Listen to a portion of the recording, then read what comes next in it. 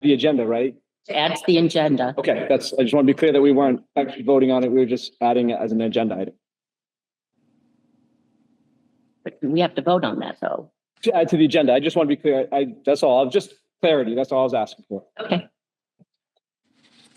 So all those in favor of adding change number 1, item number 1? Yes. We have 6 in the affirmative and 3 Item 1. negative, In front of.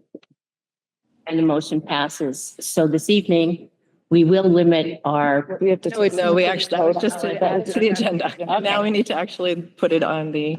okay, As in, okay. Yeah. Okay, back to it. So I'm making a motion here. Yes, Josh? If we're on agenda item number 1, yes. Oh, are we on? Yes.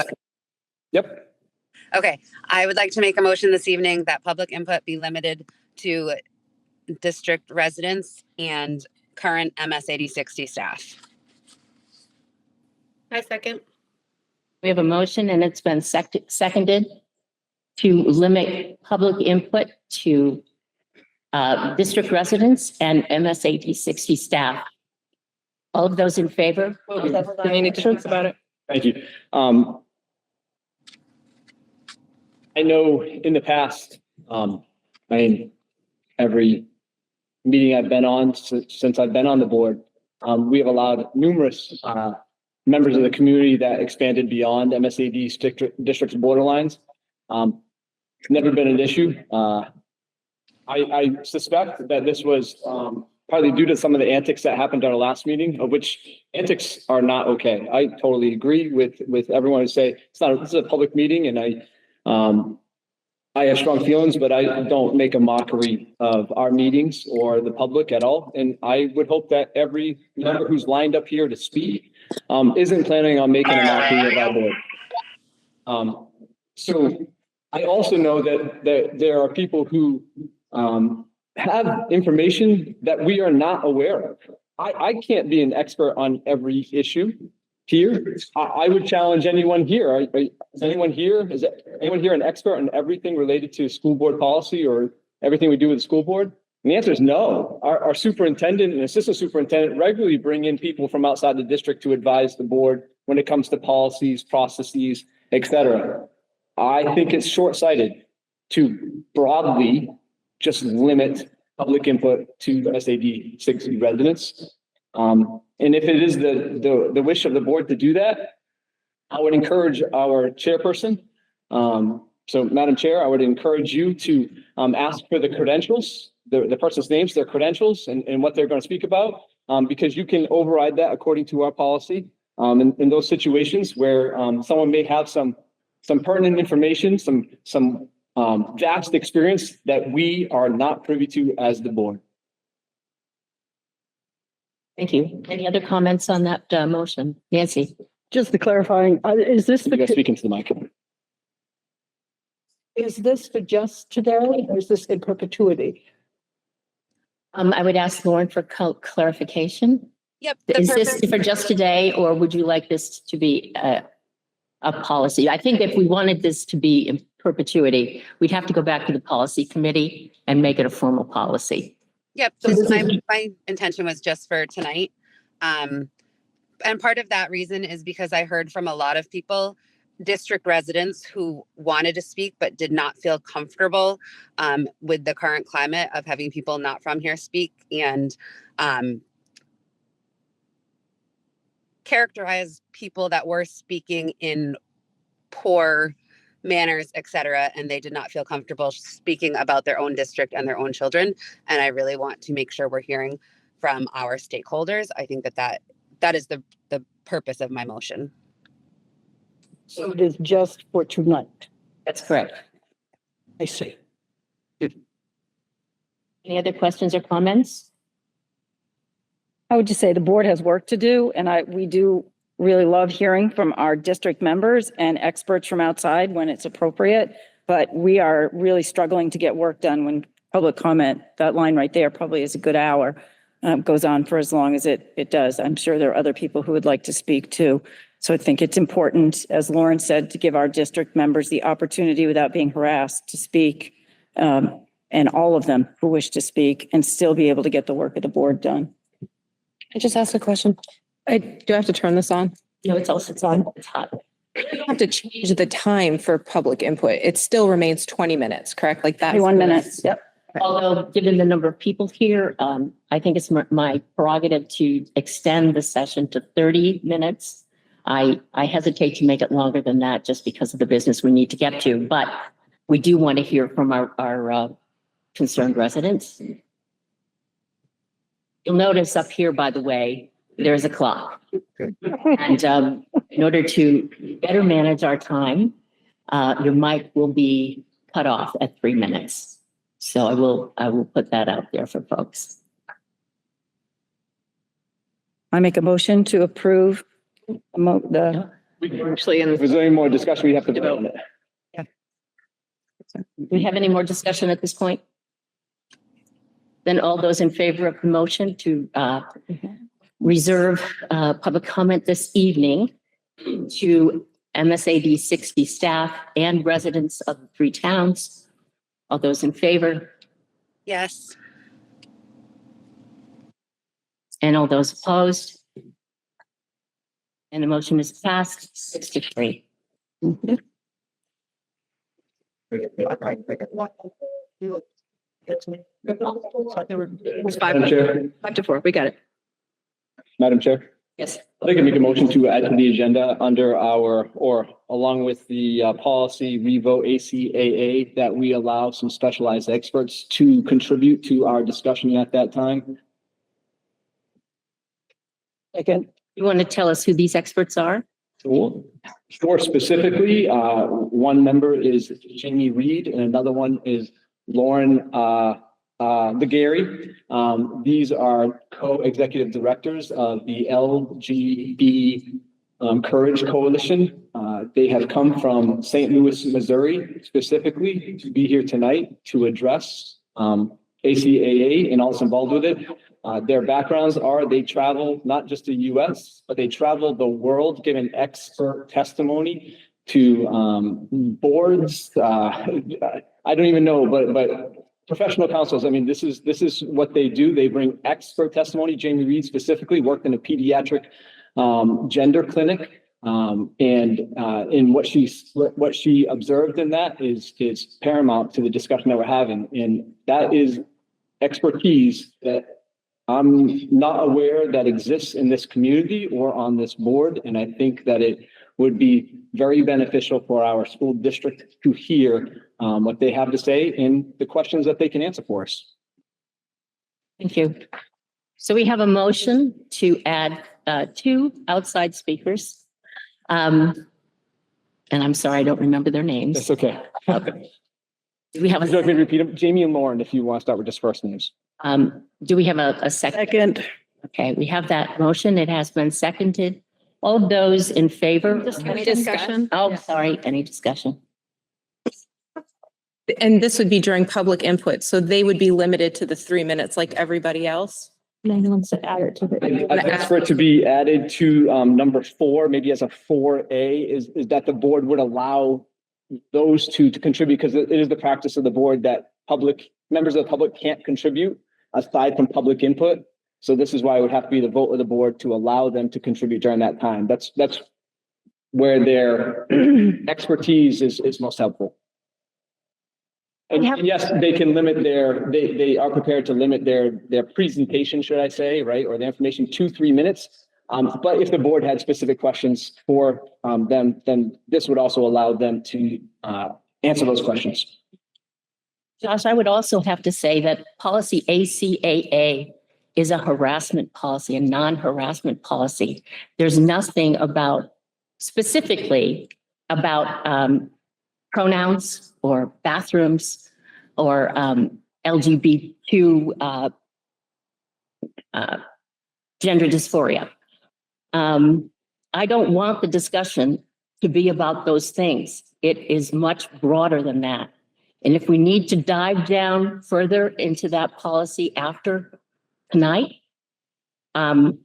you're welcome to make a motion or bring. Why don't you want to, what they have to say? Excuse me, you're out of order, sir. Let's not do that. Can we call to vote?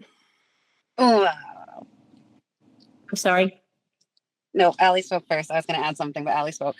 Can we call to order? Can we put to a vote? Yes. Well, does anyone else have anything to add? I did. I wanted to oppose that. There might be experts on one side, but we don't have experts on the other side to counteract. And it's sort of naive to think that someone on the board doesn't know about this. I do know about this and I could have brought experts, but I didn't. So if we want to have a discussion later at another meeting, I could definitely get my own experts to go with the other experts. I don't think we should not have one side discussion at the board. And again, as the chairperson said, this policy is about harassment and not gender care. We have a lot to do tonight, guys. Can we call this to a vote? I don't see why there's more discussion. We're just going back and forth. Just call it to a vote.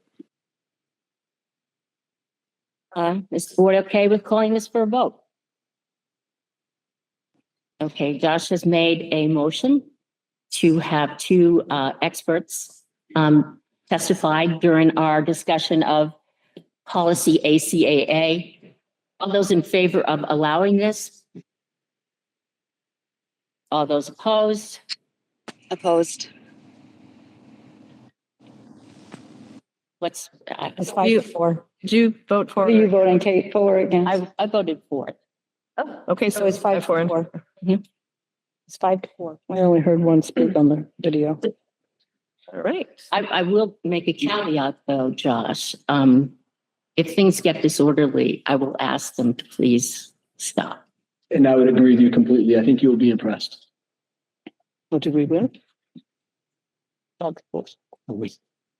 Can we please move to put some type of time limit on this presentation, though? I'm sorry, we can't hear you. It's still making noise. Can you hear me at all now? Yes, Okay. Can we make a motion to put some type of a time limit on this since it wasn't originally an agenda item for tonight? yes. I think that's appropriate. Do you want to make that motion? Yeah, I would like to move that each speaker have 5 minutes to discuss what they feel they need to, and then we move along. I second that. We have a motion to limit our outside speakers to 5 minutes. It's been seconded. Do we have any discussion? All those in favor? Yes. All those opposed?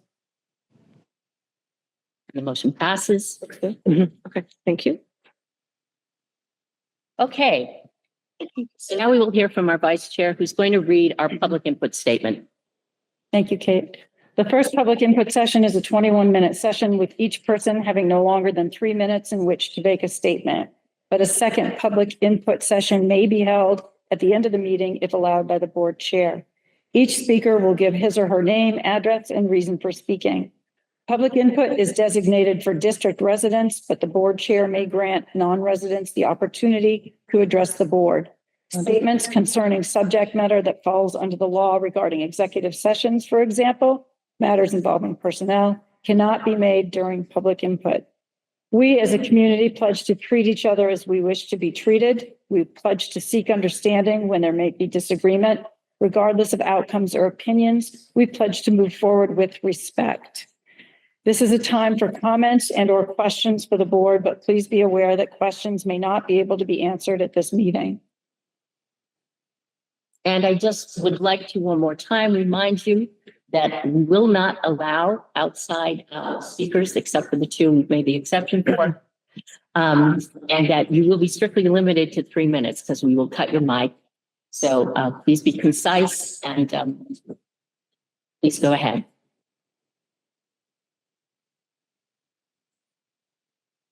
And your name, sir. Hey, I'm Jeff. From Lebanon. I'm a father of 4 children in the school. Where do you live, sir? Lebanon. Okay. And good evening. First is the currency of public notice. When a person's created for word games, intentional omissions, the leadership of this district doesn't just lose its way, it loses its rights. I am here to speak on a pattern of true omissions that has become a hallmark of this administration. Recently, the superintendent was asked if students have been disciplined for misgendering incorrect pronouns. Her answer was flat, no one has been suspended from school. This is technically true, but fundamentally dishonest. Tonight, you will hear from parents who feel the word discipline, not for out of school suspension, but in school suspension. But including a specific legal term like from school to avoid the broad reality of discipline. The superintendent chose to move the conversation rather than answer the community honestly. This isn't transparency, it's a calculated effort to keep parents in the dark about how their children are being treated. We saw the same tactic when she stood in front of the selectmen to justify a 7% budget. When asked directly how our students were performing, her response was simply, we have a document, no context. The explanation of why only 1% of our kids are proficient in science. For the CEO to assume shareholders the company was failing, or refused to explain why, they would be fired on the spot. Yet here, the board allows this invasion to continue. The pattern of fighting during PD work is an insult, and every taxpayer who is splitting the bill produces declining results.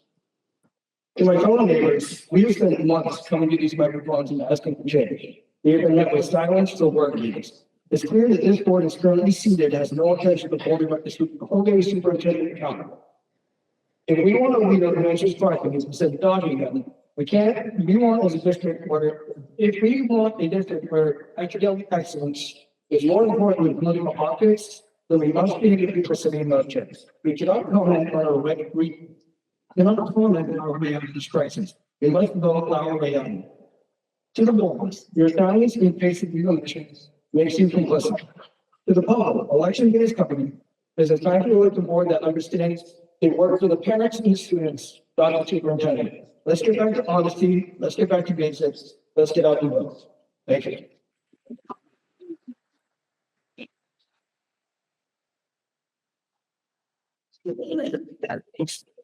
Hello, my name is Tina Heather. I live in Lebanon and I have 4 children in the district. I am here because the school district cannot function without a foundation of honesty and a priority on student safety and privacy. 2 weeks ago, the superintendent stated that no student in his district had been punished for misgendering their peer. That statement is factually incorrect. My son was punished by this administration for an accidental instance of misgendering. While the superintendent may claim no one has been suspended from school, students, including my son, have been reviewed in school suspensions. Using word salad to distinguish between types of suspension is a deceptive attempt to make the when leadership glosses over the truth, it erodes parental trust. If we do not agree on the basic facts of what is happening in our hallways, how can we collaborate on the education of our children? Beyond the lack of transparency, I must address the practical reality of our bathroom policies. The reality of your current bathroom policy became clear when Colin walked into the boys' restroom and encountered a female student sitting on the urinal. This was not just awkward, it was a violation of the privacy expectations we teach our children. My son now feels uncomfortable that he avoids using the facilities entirely until he gets home. This isn't just a preference, it is a health risk that can lead to infections, bladder issues, among other things. This policy prioritizes the comfort of some while completely disregarding the privacy and physical well-being of others. Furthermore, this policy creates a legal minefield. In a 7 to 12 building, we have a wide range of ages. What happens when a 13-year-old girl is using a urinal and an 18-year-old male student walks in? If she feels uncomfortable, is that 18-year-old at risk of sexual harassment? Will a young man's college and career prospects be ruined simply because he used the restroom side of his biological sex? I am deeply disappointed in this administration's lack of honesty. I am equally disappointed in this board for approving policies that compromise student privacy and leave our children to face the consequences of their decisions. Our children deserve an environment that is honest, safe, and respectful of the privacy of every student. We expect better. If you can agree with anything I just said, please stand up.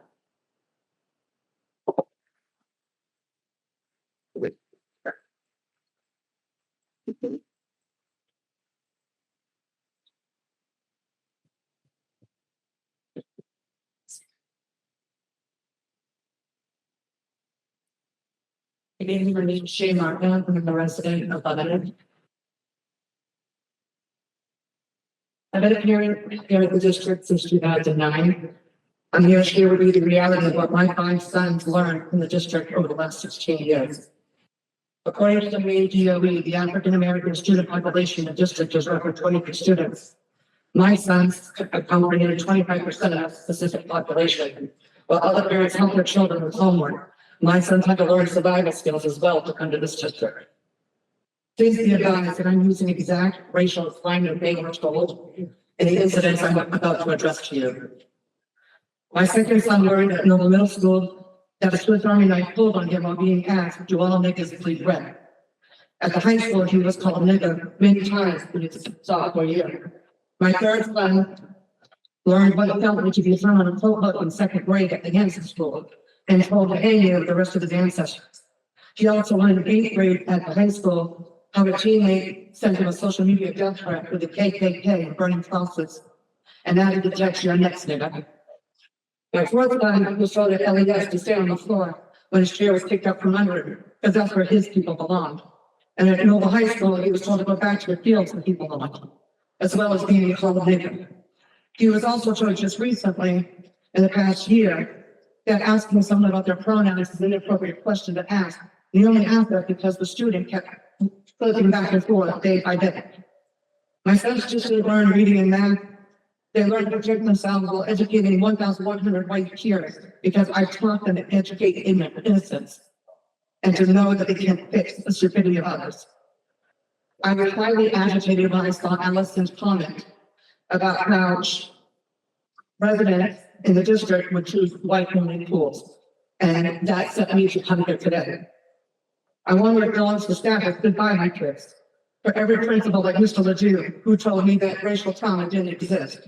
I had leaders like Mrs. Ivy and Mr. Dufort, and officers like Officer Fogg and Helper that rallied to protect my kids. I have thousands of teachers over the years. They have all been here to help my children. But more importantly, the second failure in this district has been unpreparedness. Our children aren't being prepared for the real world. Professing that college don't use infinite campus, they don't send missing assignment reminders or accept work that's late. Doing my research, the main DOE data confirms the decline at Noble. Since 2021, the percentage of students failing below expectations has skyrocketed. Math failure rates increased by nearly 40% for females, 32% for males. Science failure rates are at a staggering 71% below expectation. If the district cannot show the state any improvement, then as a parent and taxpayer, I'm forced to ask, what is the board actually doing to help our children succeed? I see vague responses in posting pointing fingers, documents mentioned in town board meetings, but no results. It's time to stop pacifying their concerns and avoid the problem and address the matter.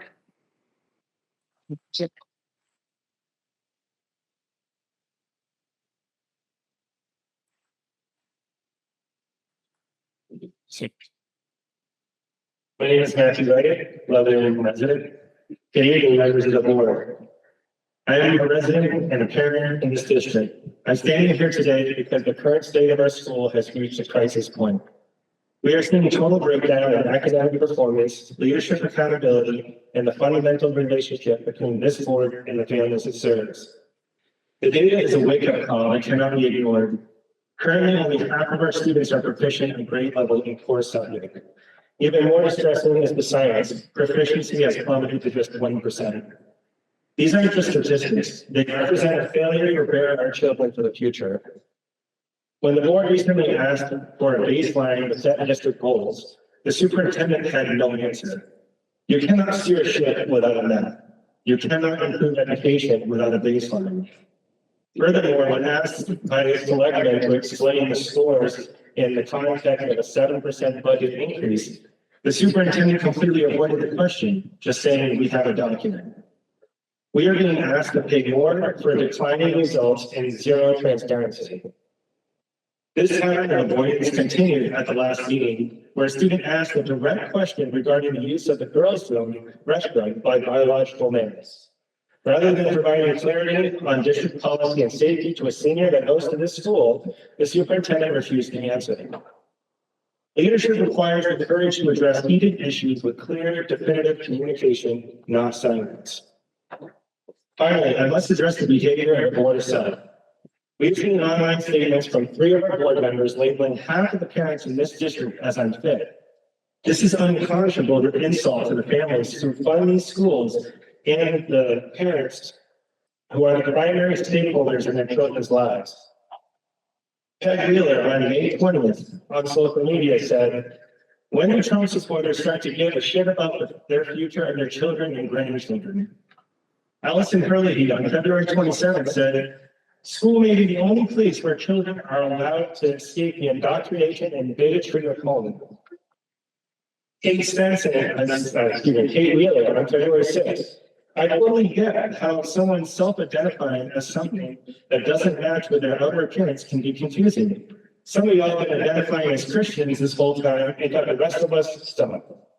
Kate has a wealth of bigotry on her social media. To the 3 board members who made those statements, you have signaled that the parents of this community you're holding them in contempt. You cannot effectively serve a community you do not respect, and you cannot lead the district you have actively divided. For the sake of the students and for the sake of the district, so we can finally get back on track, I'm respectfully calling for the resignations effective immediately. We need leadership that is focused on academic excellence, not media insults. We need a superintendent to answer the questions of the taxpayers and the board that values the role of parents. Our children. Thank you, deserve Mr. Leggett. We appreciate your comments. Thank you.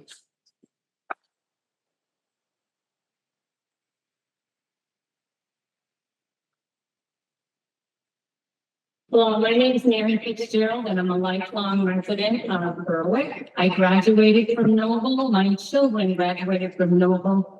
And my grandchildren currently have graduated or are attending. In addition, I've been a district employee since 1990, about 35 years. I have 3 short points to make. First, I don't mind as a taxpayer supporting our district to give our children a quality education. My children got a quality education here and all have thriving careers and are doing well in life. It's what I expect the school to do for our community.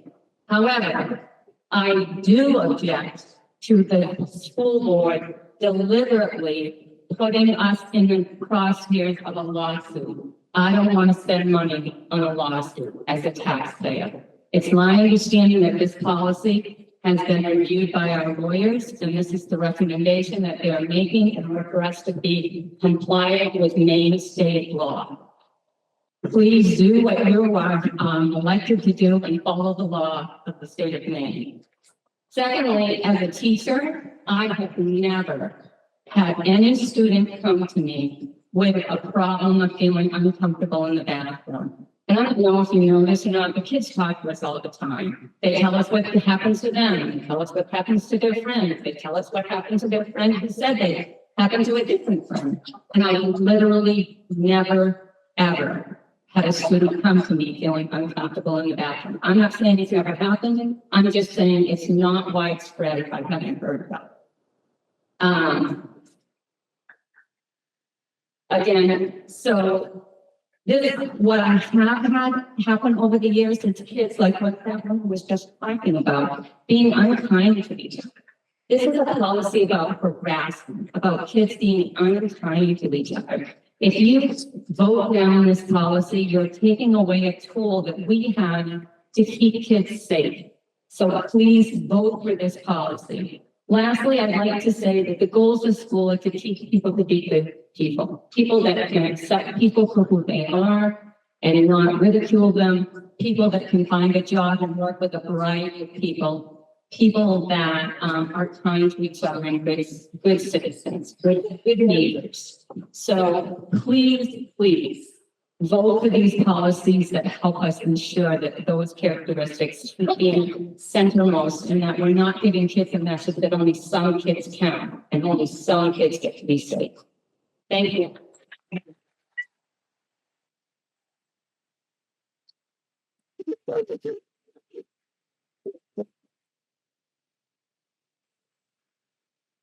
Really short, I think I hope put this down. Just Can hear you.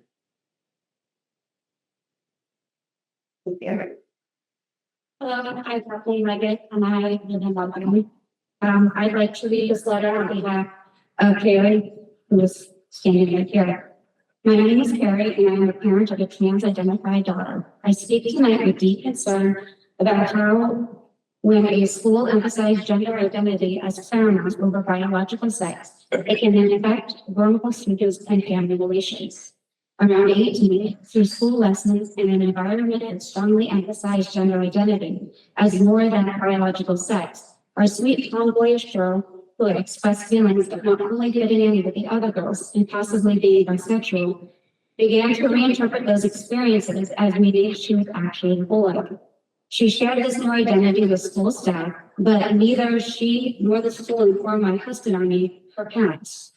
When we discovered she was living this way at school, we responded with love, suggesting these feelings might stem from common adolescent struggles with belonging or sexuality, and encouraging open dialogue and guardian support.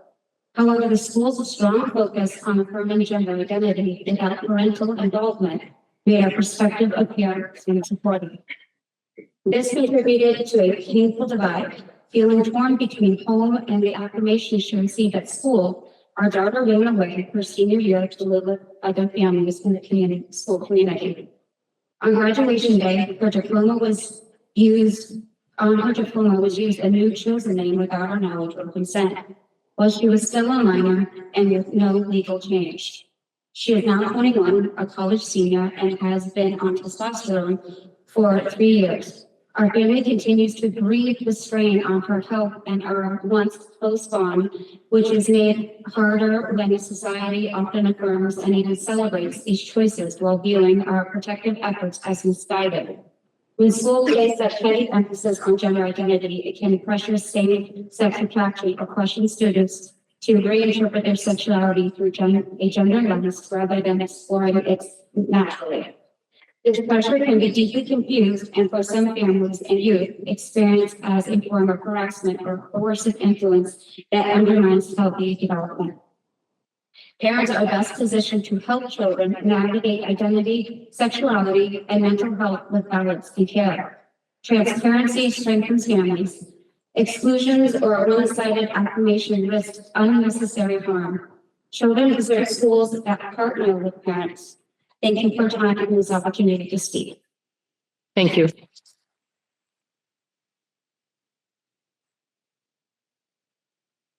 Give me one moment, please. Hello, I'm Kylie Lincoln.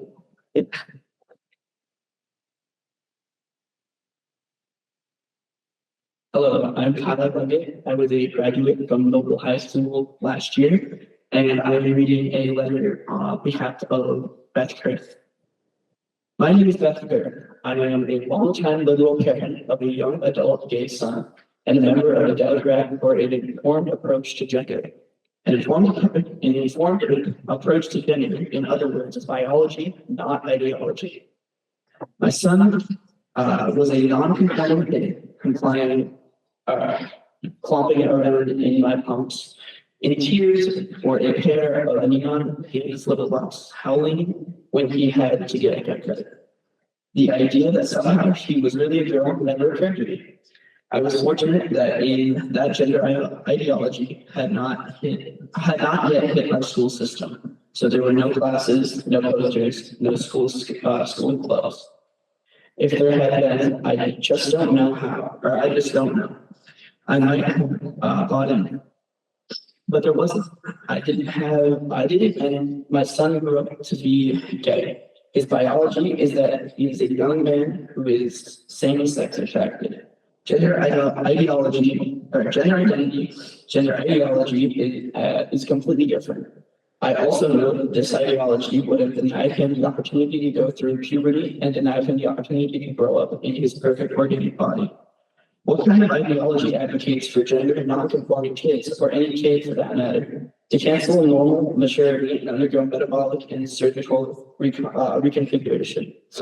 I want to make one last comment, which is that the more a school system focuses on gender ideology or gender identity, on this unique type of navel gazing, only of course its genitals and are the object of attention. The more time a school devotes to the amorphous concept of gender, the less time there is for math, reading, writing, science, and learning. As a Democrat and a parent of a son, I urge you to reconsider our policy that I think is probably very well meaning, but is ultimately destabilizing and destructive for our kids, families, and schools. Thank you for your time. Thank you.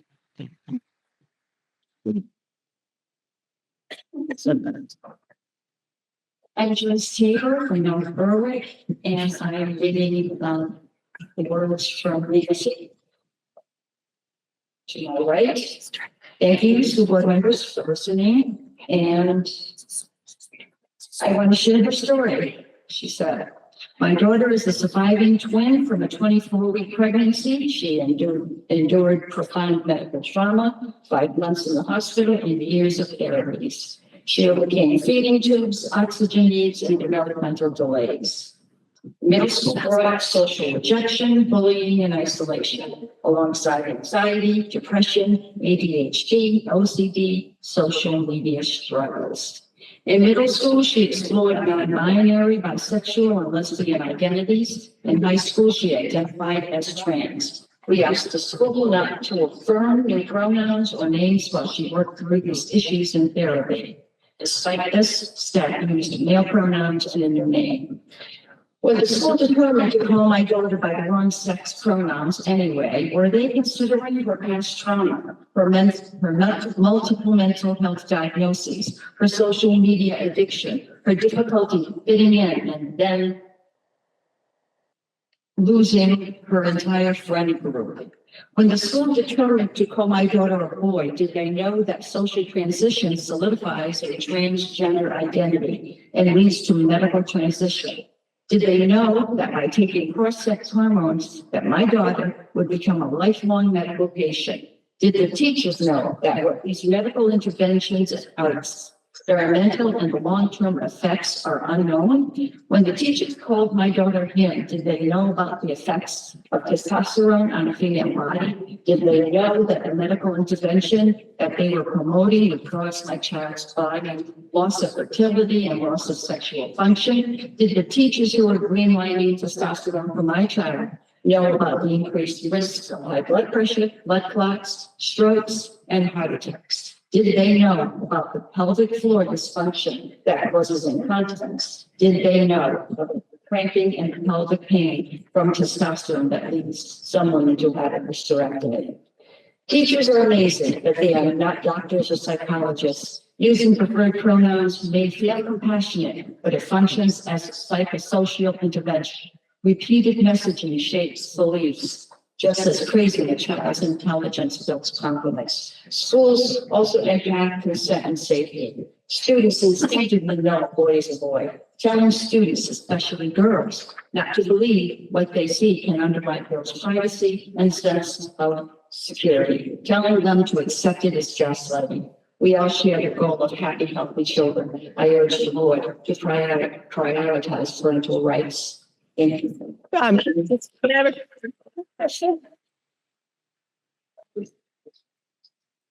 just want to clarify. Nancy, are you from this district? Speaking. Okay, thank you very much.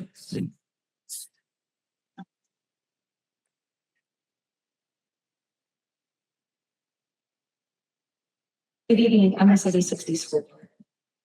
My name is Shelby Hagan, and I currently reside in Sanford. I have been a music teacher for MS80 60 for the past. I'm a teacher here. Yeah.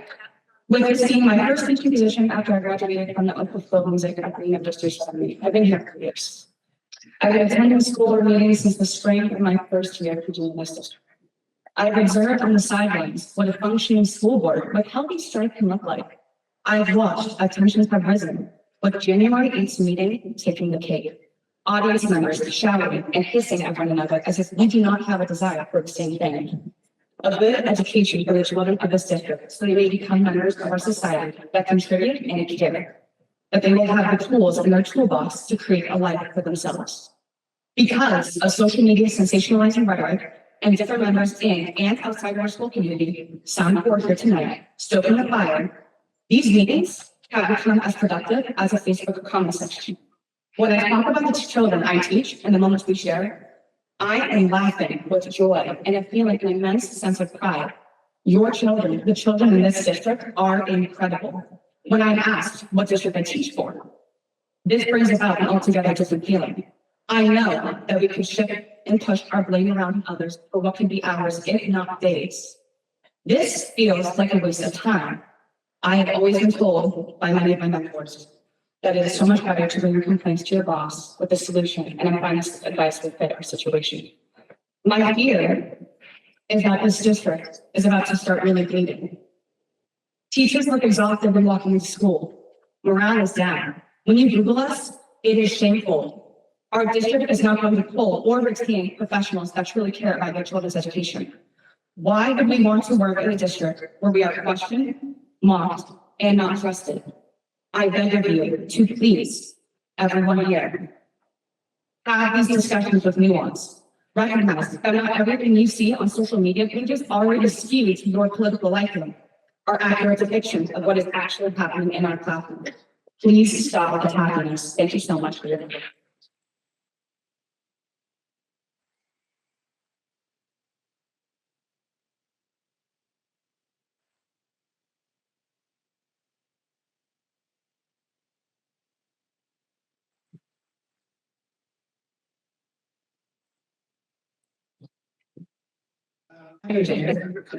Resident of Courage. I'm a parent of two children that have or they attend mobile almost having remedied themselves. I decided to speak tonight after attending a scattering of meetings. I would normally not do this at all. This is not my thing, but I felt compelled to speak about several things. I want to start off with I believe that ensuring our kids become good, outstanding members of society is that we utmost support. Part of that is getting involved in things that are important.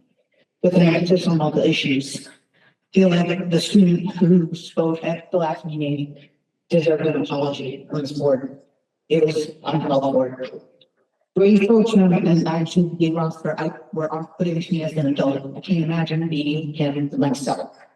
Seeing young people who only attend school board meetings that stand up for something they believe in gives me hope that everything is will continue to get involved. I see people running uncontested, which shows me that people in my generation aren't involved as much as they should be. Kids are always going to push against boundaries. It's their nature. Every parent understands this. So I'm unsure why we are surprised that the kids come up about to make them not black and white. Also, we were talking about gender instead of sex. Where do the non-binary students fall? It's a gray area. We have to black and white this. It's going to push. Next, I want to talk about what should be the most important topic at school board, children's education itself. Standardized testing scores are documented factor. We are failing our students as a whole. I have a young adult who is an AE student at Noble that is starting their college career telling me they don't feel prepared as much as their peers in their classes, and it breaks my heart. We moved back here from Georgia, and I brought my kids to Noble specifically because I graduated here, and I thought it was an amazing school. That was a big mistake on my part. And I am currently actively looking to evaluate the district because my son has to go to school there still. While I stating this, I strongly believe that there needs to be an audit on how money is being spent. I know we are getting yearly budgets, but a line by line item would be wise. I'm not against people getting raises, but 31.4% in 4 years for certain individuals while the schools are falling apart.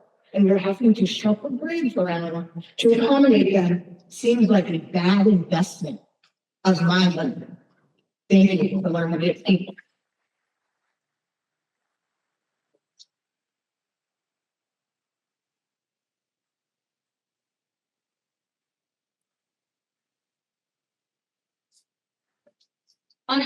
My name is Sophie Larson, North Berwick, district parent and teacher. Thank you for hearing my input.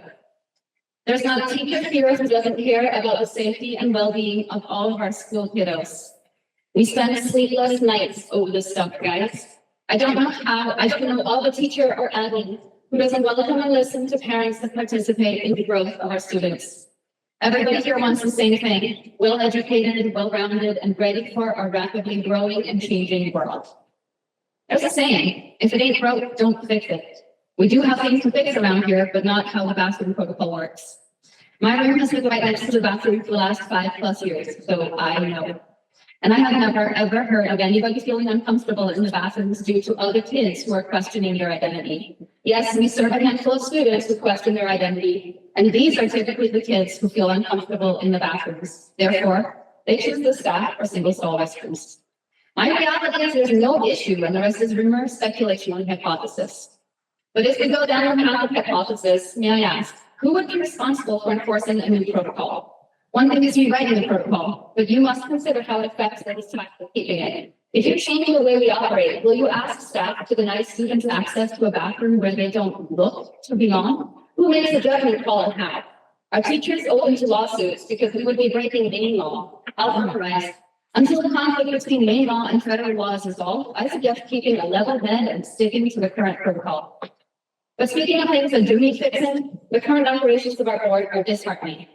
A heated exchange is taking place online, and these public but unofficial conversations give rise to rumors and worries. The online debate is unproductive, and it affects parents, staff, and students. I want to highlight the continuing impact. Here's a post titled School Board Chaos, January 8th. It's not the only post I've seen, but this one's colorful. The post says that our failure goes, begin quote, all the way down the food chain that makes these leeches fat, full, and lazy, of course, excluding some teachers who are still in this because they give a damn about kids. But the rest are fit to shovel shit, but for the shoddy sales pitches, they spew to sit on their fat asses, end quote. People really? This is just awful for us to come across. Can we please take it down a notch? Intentional or not, the rumor mill and the resultant chaos is a waste of time and a distraction from your work of governing. On our board, I urge you to model a viable solution. Please refrain from the contemptuous online debate. Never has anyone participated in a Facebook brawl and come out enlightened. So please, let's prioritize real-life conversations. Model civility.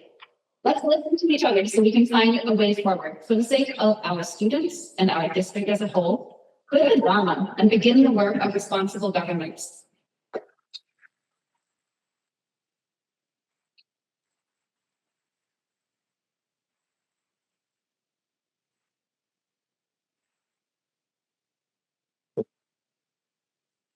Good evening. My name is Kate Grimes, and I'm a parent from Berwick.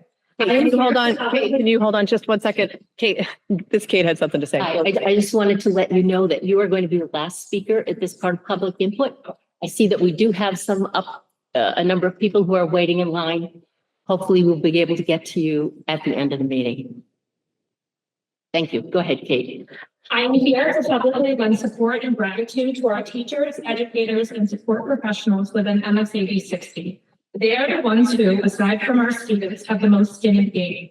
Unfortunately, they are also the ones being caught in the crosshairs of the divisive and harmful rhetoric being circulated. To the community, words like bullets ricochet and often come with collateral damage. We can disagree, but we have to start doing it in a more productive way. Demoralizing and disparaging the backbone of our school community is working against us finding any meaningful progress on achieving our common goals. The same people who claim that they are, quote, not here to knock down the teachers or, quote, don't blame the teachers at all, are the same ones who claim, quote, the teachers do all of this too, not doing what they are paid to do. All while describing the schools as, quote, indoctrination camps, full of, quote, disgusting conditioning and grooming, alongside, quote, inflated grades and lowered standards. Community members have also stated, quote, the teachers could give less of a crap and are too busy, quote, diagnosing students' mental capacity to worry about teaching.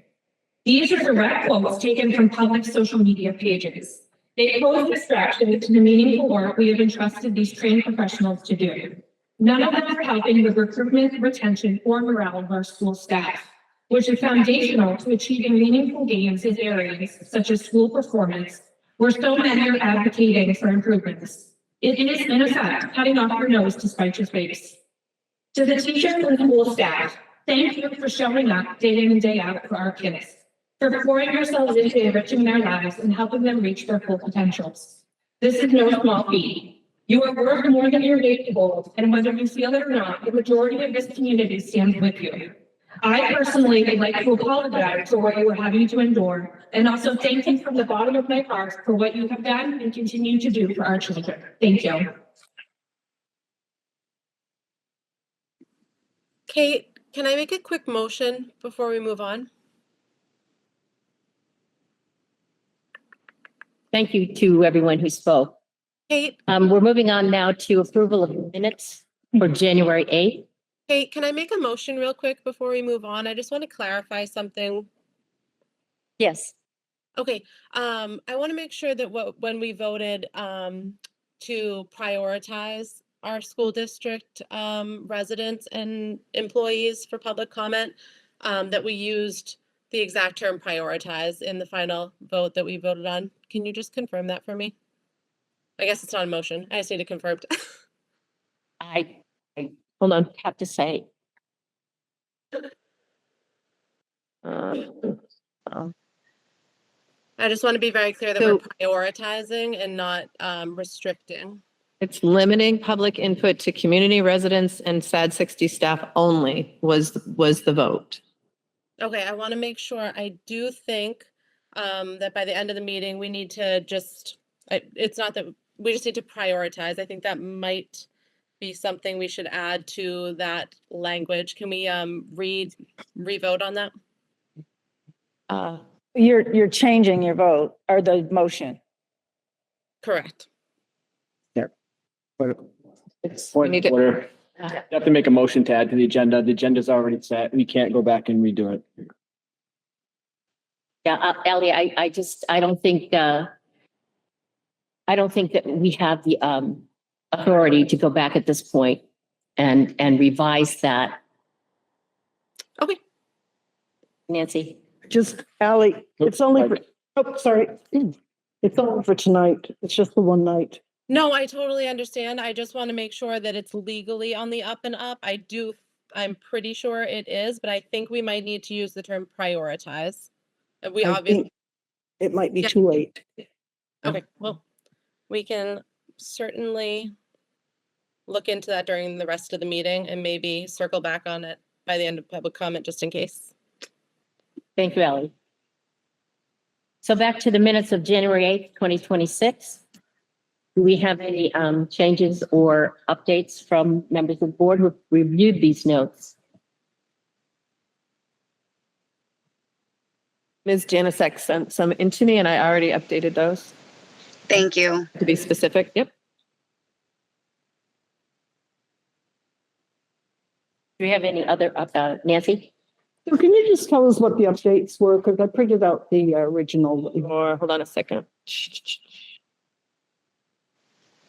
I think it was just adding that I was remote in the attendance portion. It was. Oh, a correction on the name The of name, the wrestler with her 100th win. And then just clarifying the February dates that they're because of school vacation is why they were adjusted, or just that there is a change from the typical first and third Thursday of the February dates. Right. Thank you, Lauren. You're welcome.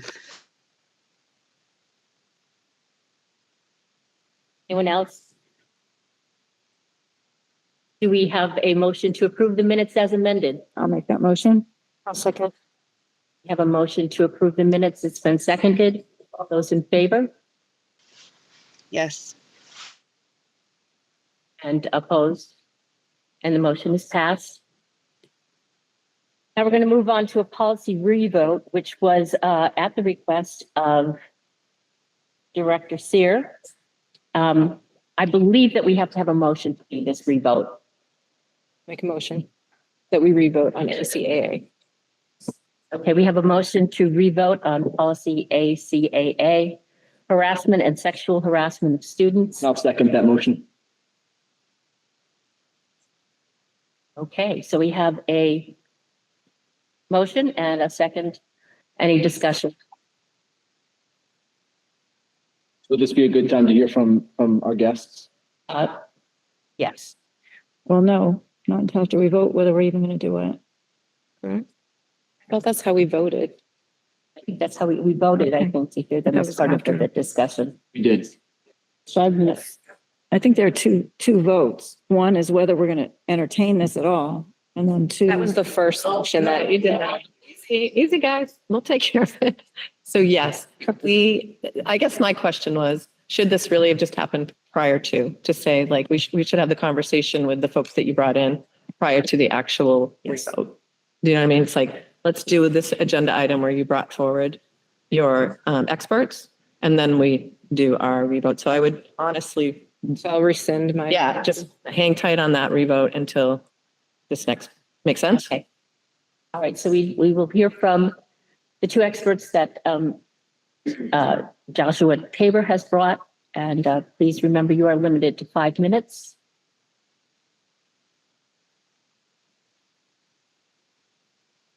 I apologize. Could you definitely restate who you are so I can get it in the minutes? Yes, absolutely. Thank you. Members of the board, thank you for receiving this testimony.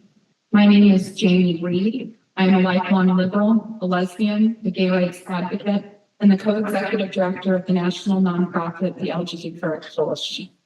I hold a master's of science in clinical research management, and I worked for 5 years inside of a pediatric gender medicine center. I am now an international expert on gender identity policy and the rights of homosexuals and gender nonconforming youth. I'm here today because the ACAA policy before you does not simply address bullying. It is reshaping 2 civil rights categories in ways that directly affect vulnerable children.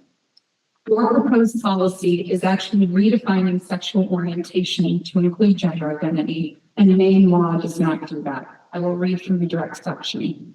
The policy definition says, and I quote, sexual orientation means a person's actual or perceived heterosexuality, bisexuality, homosexuality, or gender identity expression.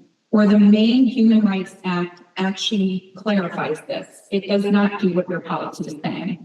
The Maine Human Rights Act's definition is, quote, sexual orientation means a person's actual or perceived heterosexuality, bisexuality, or homosexuality.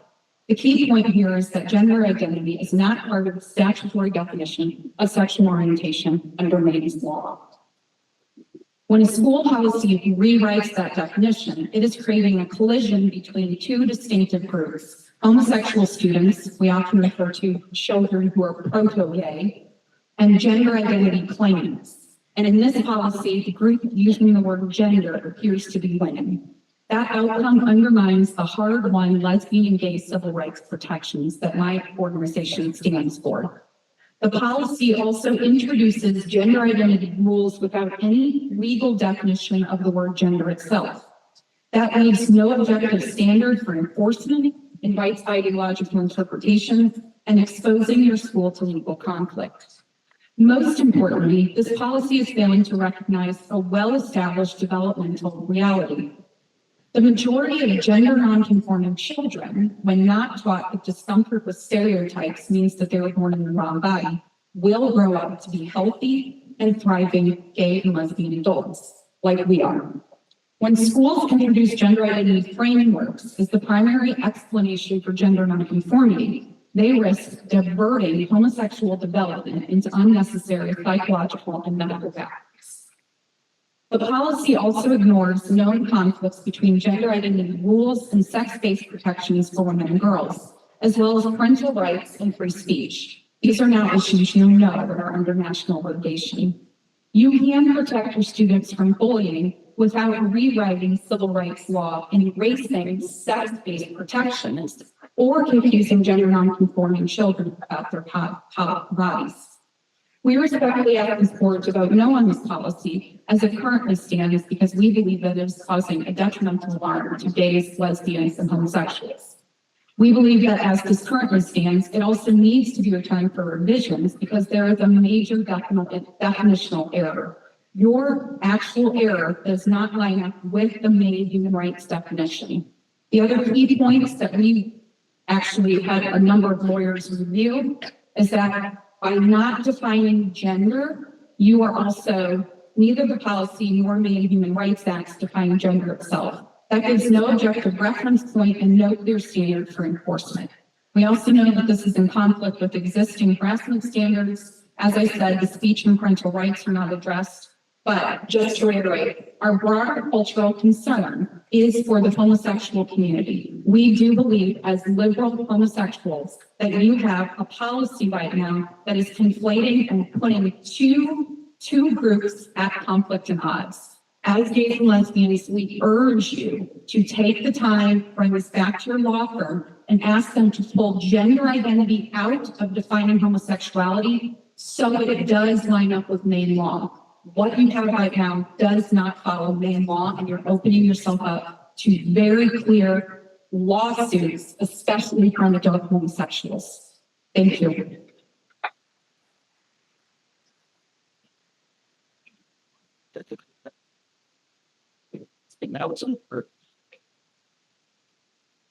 Members of the board, thank you for hearing this testimony. My name is Lauren Legere. I'm a lifelong liberal, a lifelong Democrat, and a gender non-conforming lesbian. I'm also the co-executive director of the national nonprofit, the LGBT Coalition. I'm here because this particular policy speaks directly to children like I once was. As a girl, I did not conform to feminine stereotypes. I still don't. I prefer boys to girls. I still do. I moved through the world differently than expected, but I was not born in the wrong home. I simply grew up to be a lesbian, healthy, whole, and thriving. Many gender non-conforming children follow this same path when they are allowed to understand themselves without ideological pressure. This policy, however, collapses sexual orientation and gender identity into a single category. Maine law does not do this. That collapse creates a collision between two groups, homosexual students and gender identity claims. And in this policy, that group invoking gender is always prioritized. The result is that lesbian and gay civil rights protections become blurred, and gender non-conforming children are quietly recast as something they are not. We know from decades of developmental research and lived experience that most gender non-conforming children, if left alone, if not taught to hate their bodies or taught that their bodies are wrong, will grow up to be gay or lesbian adults. Policies that present gender identity as the primary framework for these children risk redirecting them away from healthy acceptance of their sex and sexual orientation. This policy also introduces gender identity rules without defining gender, ignores sex-based protection for women and girls, and fails to address parental rights and free speech. These omissions are already producing legal conflicts across the country.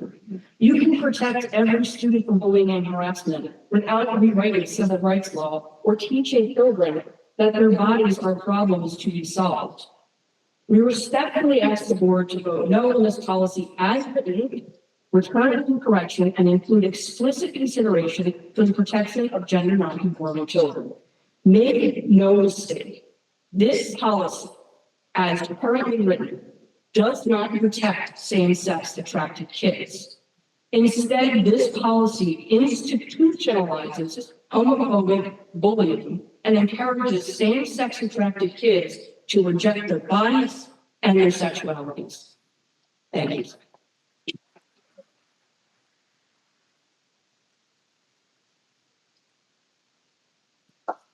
Thank you. Excuse me. Am I possible to speak as a mental health expert from the LGBT community? I'm sorry. According to our rules, you can speak during public input if you are a resident or a staff member. Mental health, so I want to speak as a professional. Okay, so we're going to go on to the revote on policy ACAA, harassment and sexual harassment of students. I'll make a motion that we move to vote. Question or what?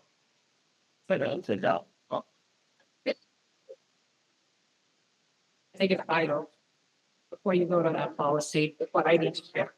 All right, we have a motion to revote on this policy ACAA. And I will second that as I did before. And we have a motion and a second.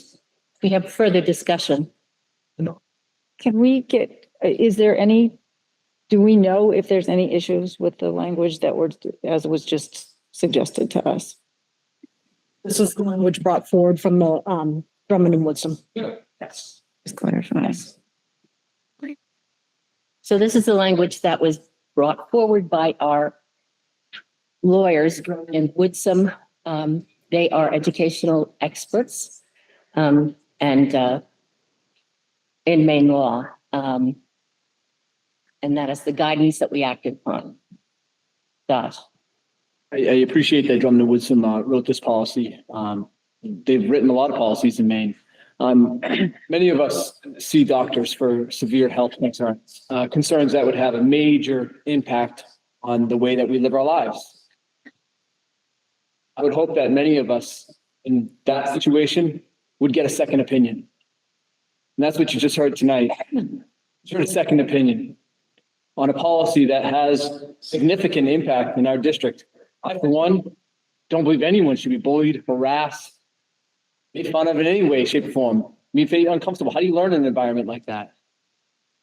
This policy has major issues, and it should be sent back. You just heard tonight that there are parts of this policy that are being litigated across the U.S. now. Many of you, I heard last meeting and this meeting, you are concerned about being sued, our district being sued, and us having to incur those expenses.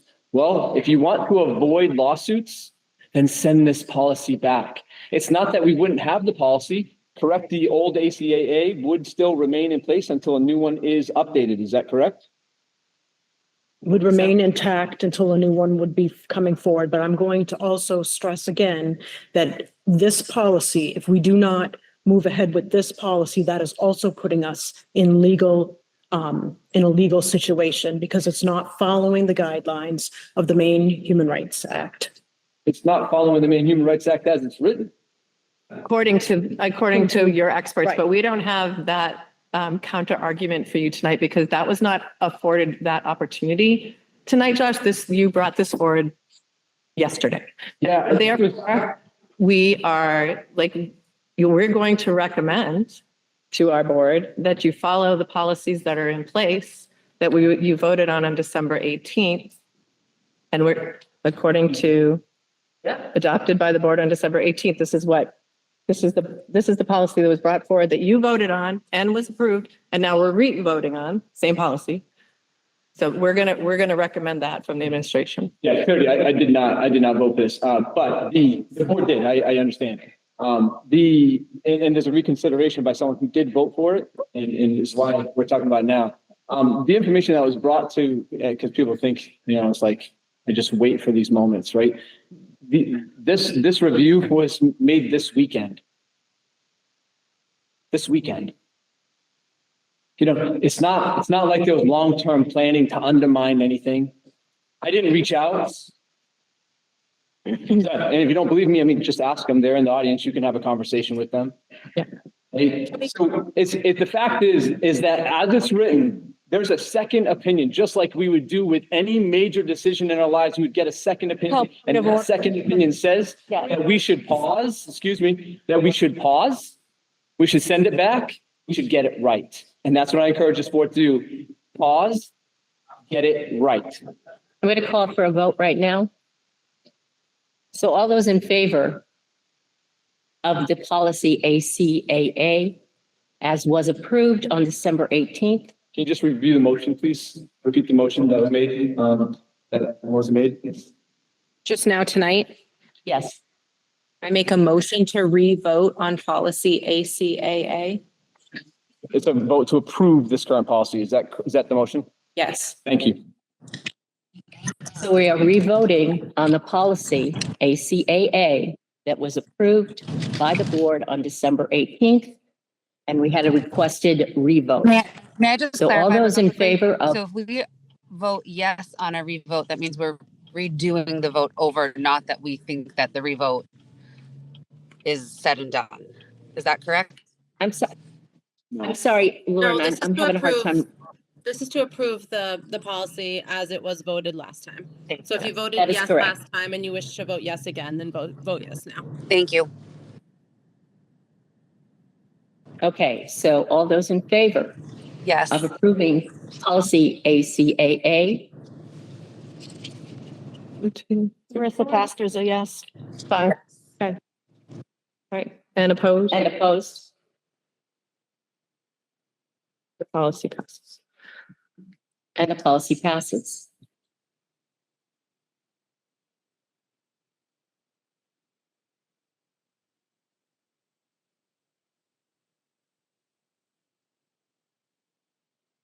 Okay, we have a few other policies that we're going into. We're going into policy JKAA, which is use of physical restraint and seclusion. This is the second reading of this policy.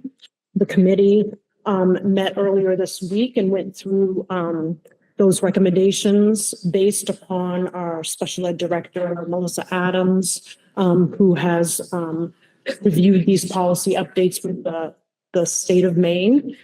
So again, that's the second reading of that policy. I believe Jen shared those with you. Has everyone had the opportunity to review that policy? Yes, sure. I'd like to motion to approve this policy. We have a motion to approve policy JKAA, I'll second. and we have a motion and a second. to approve JKAA, use of physical restraint and seclusion. All those in favor? Just for discussion. Okay. And all those opposed? And the motion passes. Next policy is JKAAR, which are the procedures on physical restraint and seclusion. And again, this goes with policy JKAA. It just lays out the procedures in doing so. Do we have a motion to approve JKAA-R, procedures on physical restraint and seclusion? I would do that. We have a motion to approve JKAA-R, And I'll second. and we have a second. All those in favor of approving policy JKAA-R, Yes. and all those opposed?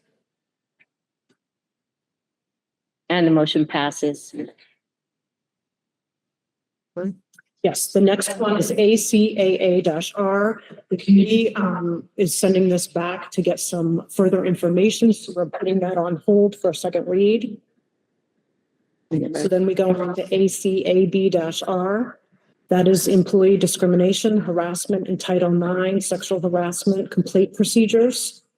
And then this is a reading. What we needed to do in this policy when we met on Tuesday was we needed to make a decision between business days and calendar days. And then, the committee made the recommendation to make it business days instead of calendar days. So that was changed in the policy. And we changed some timelines from 20 days, from 40 days down to 20 days. So those were the modifications to that policy.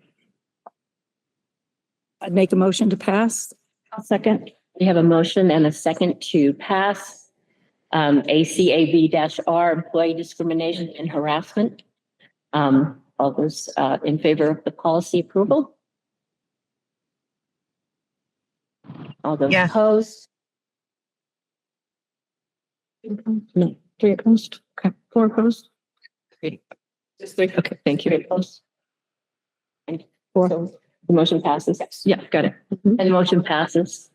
The last one was JLCD, and that was administering medication to students. And we're holding on that policy as well. We are checking some language about time outside of school and care outside of school hours.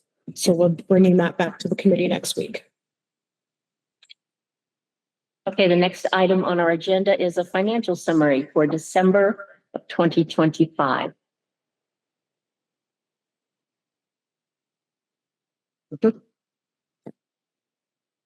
You should all have a copy of the financial summary. So you can see here, we're going through December, we're halfway through the fiscal year. We're 40% through the school year. Our revenues are at 50%, and we have approximately 11% remaining that's unencumbered. I'm not sure if you have any questions for me.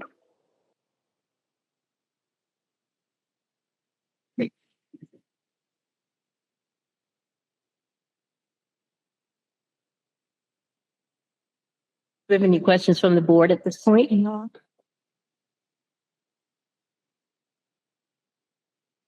Okay. I do have one question. I'm sorry. I think you had mentioned that there was some conversation or indication that our electric bill or electric rate was still. Okay. Thanks, Denise. Thank you, Denise. Our next agenda item is CSS Consulting. Okay, just a quick update on CSS Consulting. As you're aware, on December 4th, we had a resignation or a termination of the contract, and that contract ended on January 19th. So there have been some questions about how much work was done between December 4th and January 19th. We wanted to kind of run through that. We also wanted to talk a little bit about some of the information that has been asked. So since the motion was made at the board level on November 20th to pause the contract, no further work has been done. So the contract was for 29 school days, 29 days, 12 days were fulfilled, which of that 29 days. So 17 days are left in the contract. 10,500 was in the regular budget. 7,500 was in the local entitlement grant, and 7,500 was in the pre-K grant. So that is how much is remaining right now. I think that was the big question for everybody, as far as what work was done and how much of the remaining contract fees do we have? So Can I ask all that is, yes. In that, what did she actually do in that time? Right? Nothing. We paused the contract, nothing occurred. Okay, so we're paying her. We did not pay her. We didn't pay her. So we're all paid up. We have 10,500 left in the regular budget, an additional 7,500 in local entitlement, an additional 7,500 in the pre-K grant. Any questions from the board on that?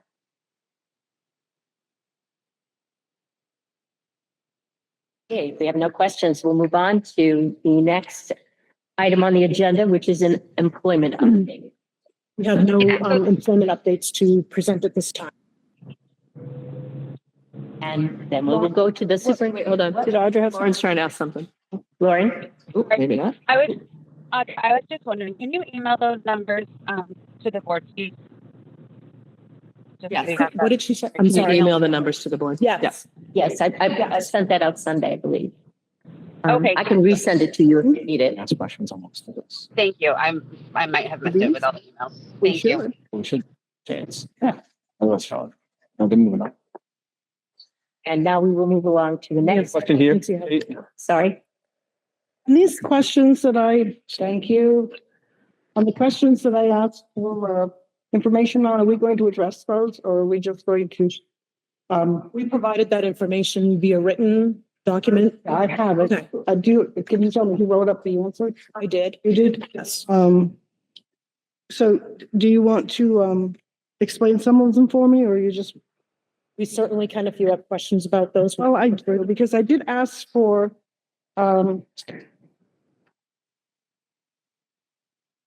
see.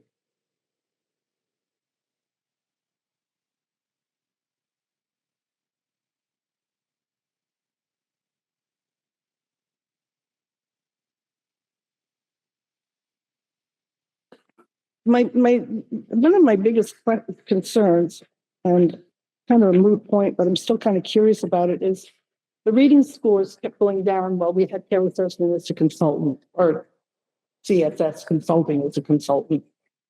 Why did we continue to support her?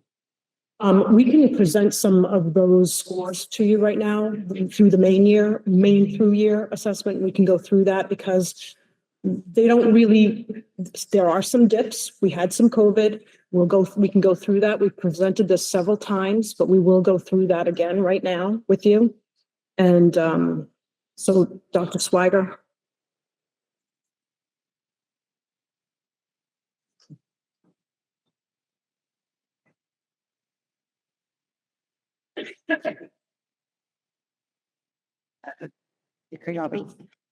Oh, okay. Cynthia Podcox. I was just asked to present, pertaining to one of the questions you had in terms of the cancer, the impact of the programming and the consultant's work on data, and it was specific to K2 or K5. So, our K5 students take a lot of assessment in literacy. And just thinking about a way to kind of simplify this, we have talked about a variety of our assessments multiple times. I thought, so what would be the best data point to say that the K2 programming or the work that this person had done had been impactful?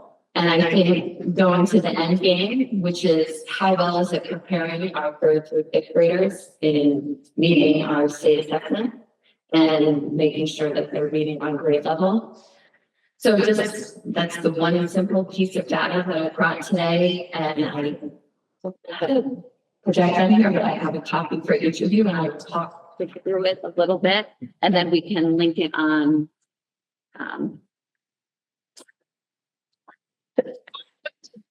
Yes. So, Thank you.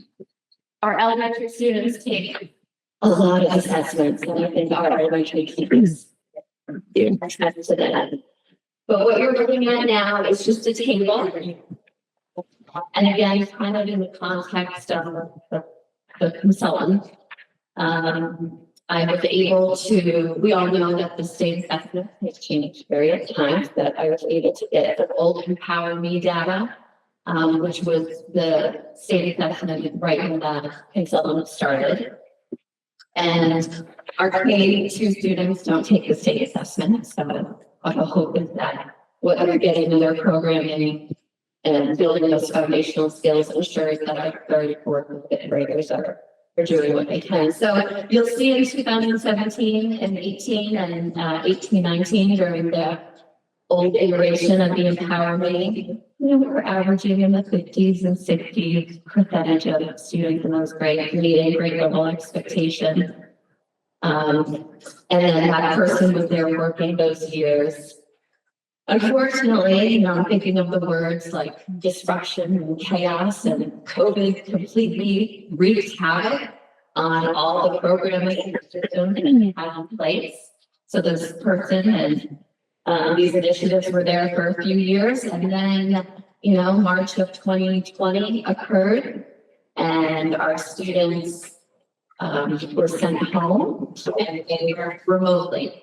So the impact that COVID had for a few years was detrimental to teaching and learning and all of the things that we had going in place. So it was a huge road bump in everything that we were doing. In 2021, when we came back, we were back hybrid. So we were shortened week, shortened days, we were distancing, we were masking. We had close to 300 students whose families still chose that year to keep them home remotely. So they were not in our schools at all, K5. That's almost the size of one of our elementary schools, right? So a large population of students. Again, so programming was just obviously not the same. We were adjusting and just all adapting to this new normal. In 21, 22, and then the state assessment was obviously canceled in 1920. In 20, 21, and 21 to 22, the state made an emergency move, and they administered the NWA math growth assessment, which is very different. It is norm referenced versus our criteria reference state assessment that we have had now. And if you go on to the DOE website, like many of you have, to look at our assessment data, there is a note from the DOE that the achievement levels from the norm referenced math growth assessment used in 21 and 22 cannot be compared to the achievement levels of the criteria reference summative portion of our current state assessment. So it might be around there, it looks like there's a big drop in 23, but those 21, 22 scores were quite different, and the state also used a standard deviation. So they used a risk score, and they applied a standard deviation. So there was a larger span of students being met state expectation this year. But I just think it would be remiss if we didn't talk about those few years, that person's work, on all of our work, on all of our programming. Then we're into 22, 23, and I think you'll see, you know, you could go across grade level, you could follow diagonal cohorts. There are some definite positive trends in the past few years. I've highlighted some of the years and grades in green because I think, if I'm correct, the district goal or the board's goal by 2026 is 75%. And we're getting very close to those in some of those grades, a lot of 70s, some of 60 pretty close. So I think this just is a simple way of showing we have seen some positive growth, and we're hoping that the past 3 years will continue to grow and meet our goals. So this is just one example of many that shows some of the positive impacts of our K2 programming and preparing our 3-5 students.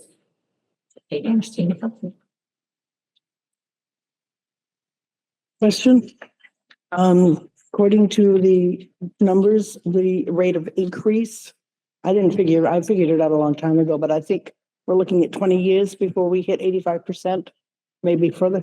The science of reading research says that we should have 90% of our kids reading at grade level. Research supports that. I am very concerned, said it for 2 years, I'm going to continue saying it, that, Could you pull the mic over a little bit? oh, yes, thank you.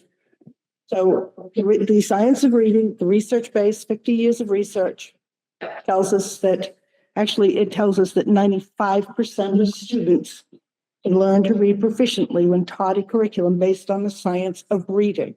Yes. Do we use a curriculum or program based on the science of reading? So the science of reading is not a program or a curriculum, it's a body of research. I understand that. Do we have a curriculum based on the science of reading? Yes, when this consultant came with her, she actually was the one who started us transitioning to that. Let me step back a little before COVID. And I would say the majority of school districts across the country were still having entrenched in balanced literacy. Then COVID occurred. The science of reading has been around for decades, but not until the fall of 2022, when Emily Hamford's report came out, sold a story, did the media get a hold of it, and so did the educators. So while the science of reading has been around for decades, it wasn't until the fall of 2022 that districts and educators and curriculum directors and colleges started to really get a hold of it. So in 2022. Are you talking the state of Maine? Because New Hampshire was, Rochester was using the science of reading back 20 years ago. Yeah, I'm sure there are pockets of it, and I'm sure it's in balanced literacy was woven across many districts as well, and New Hampshire, where I worked as well for many years. So yes, and we're undergoing a curriculum review right now. We have some of our teachers with us for all day presentations, and our goal is to align a program specifically with the research from the science of reading, because again, it is not a packaged curriculum or program. So yes, and we're excited and looking forward to that, and we've been slowly making our way moving in that direction, and especially after COVID. When the teachers were back, we weren't gonna across the state, reviews were slowed down. Our elementary teachers were still navigating a new math program. So this was always coming, and slowly new resources were added, and we're excited for future. Sounds good. Do we have a plan to install Dibbles back or stars? Yes, we are actually one of the programs that we had a presentation on. They have a Dibbles component, and I asked if we could pilot it this year for winter in a couple classes in the spring, so we can dip our toes into it and compare it to what we have. And when we move forward with the new program, we will definitely be moving forward with reassessment.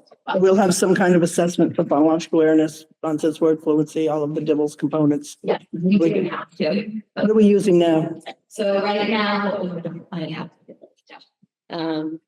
And elementary principals, if I forget anything, feel free to jump in. So we have the press community awareness inventory that assesses students on isolated sound, segmenting, blending sound manipulation.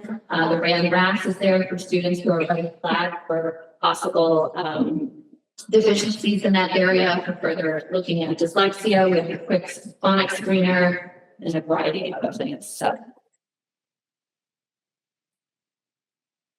Do any of those have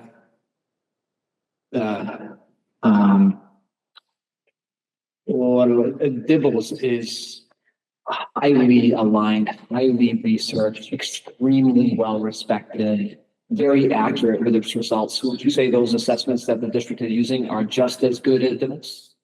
I would say yes, they are research backed. They're not necessarily standardized in the way that DIBELS are, but criteria reference, diagnostic, supported by research. Yes. RAND RAS is, I'm sorry. RAND RAS is a standardized test, but the quick phonics screener, that's not that's just a. I didn't say they were standardized. I said they were research backed and diagnostic, criteria reference. Quick phonics screener? I thought that was just an informal assessment.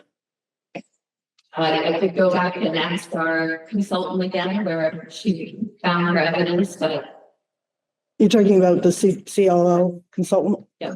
And actually, if you look at it, it does a lot of the same things that DIBELS does.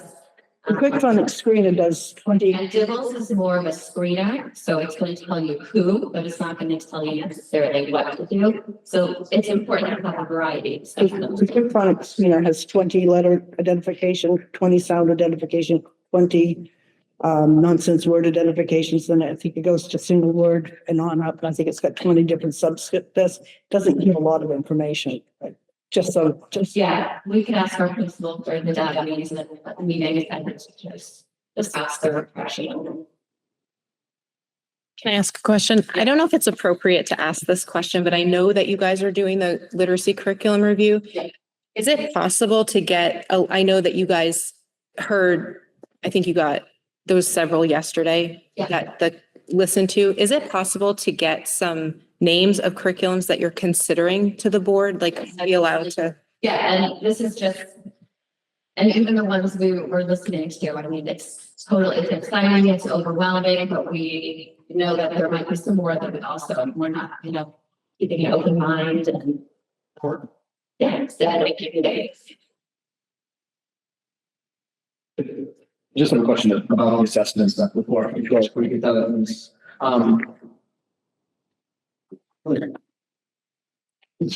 The Empower Maine and the Maine Year Assessment, can you compare those tests for me, for us? I can compare them and that they're both criteria referenced and supposed to assess grade level standards, grade level proficiency. Empower Maine had a writing component back in the day. And Maine Year does not have the writing component? No. The Maine Year Assessment has some of their assessment is grade level, Yes. right? Yeah. But not the full assessment. Correct. The number of questions that are grade level, are they the same of the Empower Maine versus the Maine 3-year assessment? That I do not know. I was not in this role when the Empower Maine was given, so. So I guess my one thought is it's really hard to compare the numbers, right? With the Empower Maine saying that, we're in the 56 as a low to a high of 65. And then compare the same Maine 3-year assessment, a low of 59 to a high of 73. And to say that these assessments, hey, we went through COVID and the numbers went up, they're different assessments. And I think it's really dangerous to assume that. The other thing is I recognize that the consultant was working for a number of years, CSS Consulting, and they would have worked with 6th grade, 7th grade, and 8th grade, correct? Yeah, but the question though that was asked is rooted in a K2, K5 context, so they're calling. Is okay, I mean. Yeah. But those numbers would matter, right? I mean, And you've all seen them, I showed them every year, so, yeah. I just think that this shows a certain picture, but not the full picture, I guess is my I point. guess it's just a picture of the past, so. Well, and we all know that They're exciting this room. These little, we're moving forward. We're doing that. The reality is data can be skewed in many different ways, right? So it's like we're sharing with you truly some positive things, but we always have work to do, Josh, and there's no question about that. So No, I as our I see goal. that, but I'm thinking of these 40% of our kids who are not grade level reading, and they should be. Like, do we not recognize that we have like 30% of our student population who should be reading on grade level, who aren't and haven't been for, 7, 8 years on that data sheet? Like, that's important too. I know we're progressing. I get it. We are progressing and we're trying to get there. I applaud that. I do applaud that. I also recognize that we should have been there years ago. Thank you for acknowledging that there is progress though, Josh, because that's not something we've been hearing. So the reality is that we hear what you're saying. We need to move forward. There's a lot of, in terms of the 30 to 40%, we feel as I guess heartfelt about it as you do, but there's also a lot of questions about like, what's the best avenue for it? And we're going to move forward with it. And Shannon has been in front of this board 7 at least times. And honestly, you're asking the same questions over and over. So I think it's time to try to move forward and find the best fit. You've also asked several times about an assessment, like you've been looking for a specific assessment, and I'm not sure how to find that for you, but the DIBELS is something that we've done in the past. I think that our teachers and our administrators could probably speak to that. There's benefits and there's detractors to it. And so that's just the reality of like more testing in schools, and we can address that if that's what the board deems is About more testing, right? It's about good testing, right? And now I also hear, is it true that state of Maine is looking at a new test and they want to eliminate the Maine 3-year assessment and want to do a new test? The truth behind that? I've not heard. I've read it in the Maine DOE, and maybe I'm reading it wrong, but I know they have to put it out in contract every so years, but the message I heard was, is here to continue the annual project. okay. Thank you for the clarification on that. And my thing is look at the last decade, 20 years of Maine assessments. They've always changed. Always. And I would love for this district just to pick one assessment and say, you know what? Regardless of what Maine does, we're always going to do this, so that we actually have longitudinal data and we can watch it year after year after year, and we can see what we are doing irrespective of the state. I think that would be a wonderful thing to do, but we keep hitching our wagon to the state, and then the state doesn't do testing or changes the test, and then we can't compare. And we're always like, wow, they changed the state and we really can't compare them. They're not the same. Like, boy, wouldn't it be great just to have the same one, right? And be able to compare? I think that would be great. No test is perfect. I agree with you, Sue. There isn't a perfect test, but let's just pick a good one and stick with it. Okay. Thank you, Doctor. Thank you. It's superintendent's update. Thank you. So just a few highlights. The first one is that Global Athletics has launched their new website. So it also has a companion with the phone app and some marketing tools. So that's been really exciting. We congratulate the high school pianist, Nicholas Terrio, who was selected to rehearse and perform with the All-State Jazz Conference last weekend. This recognition places Nicholas among the top high school jazz pianists. He indicated in May and reflects a high level of musicianship and dedication. Noble Intermediate School recently introduced its new mini mascot, Steve the Slider, whose name is chosen by students through a collaborative voting process. Steve has already begun making appearances into classrooms and spotlight learning in action, including recent visits to 5th grade science lessons focused on chemical reactions and engineering challenges. let's see, we send out our congratulations to Kevin Bray, you know, the wrestling coach on being recognized as an AEA Institute 2025 Coach of the Year. The AEA Institute is a national organization focused on excellence in athletic leadership and education, and earning Coach of the Year reflects a sustained commitment in professional growth and high level of impact on student athletes. Let's see, finally, we just finished our midterms up here at the high school level.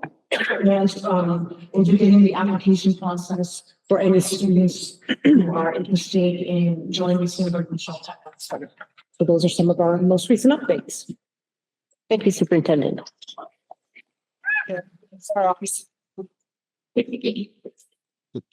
Now we move on to other business. Do any of the board members have other business they'd like to introduce? Kate, I have something for you if you don't mind. Having voted on the prevailing side of the public comment vote, I would like to move to reconsider our actions in order to clarify the parameters and be transparent.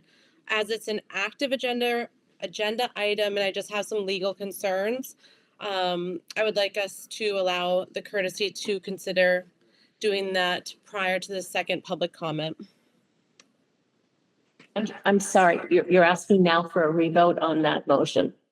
Yes, I have concerns about the legality and I want to either default to the First Amendment and renege the vote or change the language to prioritize district residents and MSAT 60 staff without restricting out of town residents.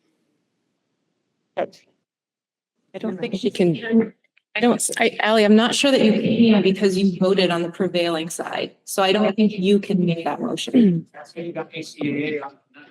Because I voted on the prevailing. I didn't vote on the prevailing. Oh, sorry. I said it wrong, but my meaning is you voted against it, right? No, And it because I happened. voted on the prevailing side, I'm making the same motion. Okay, I misunderstood. My apologies. No worries. So yeah, so I would like to, yeah, I think it just behooves the board to reconsider that before second public comment. Nancy. Could Ally give us some information on where she's getting her legal opinion on this, just so we know? Yeah, Ally, do you want to cite your concerns? Yes, so I've seen similar, I know we have some enthusiastic guests in our audience that have been to other districts, and I've just seen litigation presented to other districts who may use that language to prevent completely other townspeople from speaking. So I just want to be very careful right now, since we don't have Connor with us. I think we should reconsider that before second public comment, so we're not in any possible violation. Josh? In our policy DEDH, which is public participation at board meetings, our chair, it's letter E, it says the chairperson will decide whether a statement is appropriate for public input. The chairperson has the power to withdraw recognition of a speaker if the chairperson determines a statement is inappropriate for public input. So the power vests with our chair. If anyone comes to the mic and decides to be inappropriate or whatever it is, the chair can revoke that right and can end the discussion right there. So it is currently in our policy, and I just say we follow it. Okay, so do we all support a revote just to make sure that we're staying compliant and we stay with the current policy that Kate, you're able to act in your discretion?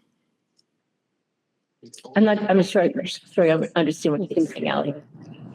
Why do you need to vote about the policy specifically? Because we had already voted in that we're restricting people for tonight, so I don't want that to be on our record at all before the second public comment. I understand what she's saying. I would support that language adjustment. I believe that there's potentially folks in the audience that would like to speak, and if we limit to non-residents, to the residents, that there would be concern about litigation. So it is up to it's the board's discretion if you'd like to revert back for second public input to the board policy as it stands, which allows Kate as board chair to allow non-residents to speak if we feel we have the time and energy, right? Or we stick to the beginning, which we stated we were limiting public input to residents or MSAD 60 staff only. So the board, I think, can discuss that and decide whether or not that's what they would like to do. We did have a motion that passed, so we do have a motion on the table that's in effect. So I think there has to be some kind of a sending.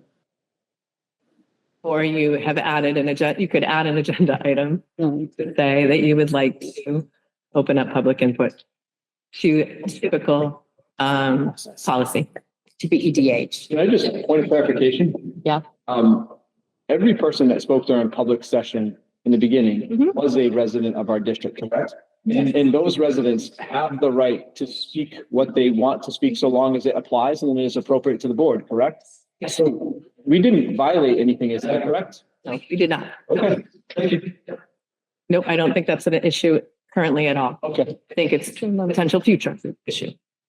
Okay, so Ellie, I believe that you're going to need to make a motion to revert to policy BEDH as written to allow For second public input. For Yep, the okay. second public input. second public input. Thank you. I would like to make a motion to revert to the original BEDH policy for second public input. We have a second for that.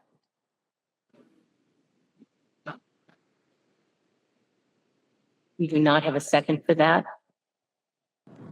And the motion. Do we know if, I'm sorry, do we know if this is, if we are legally bound to allow anyone to speak?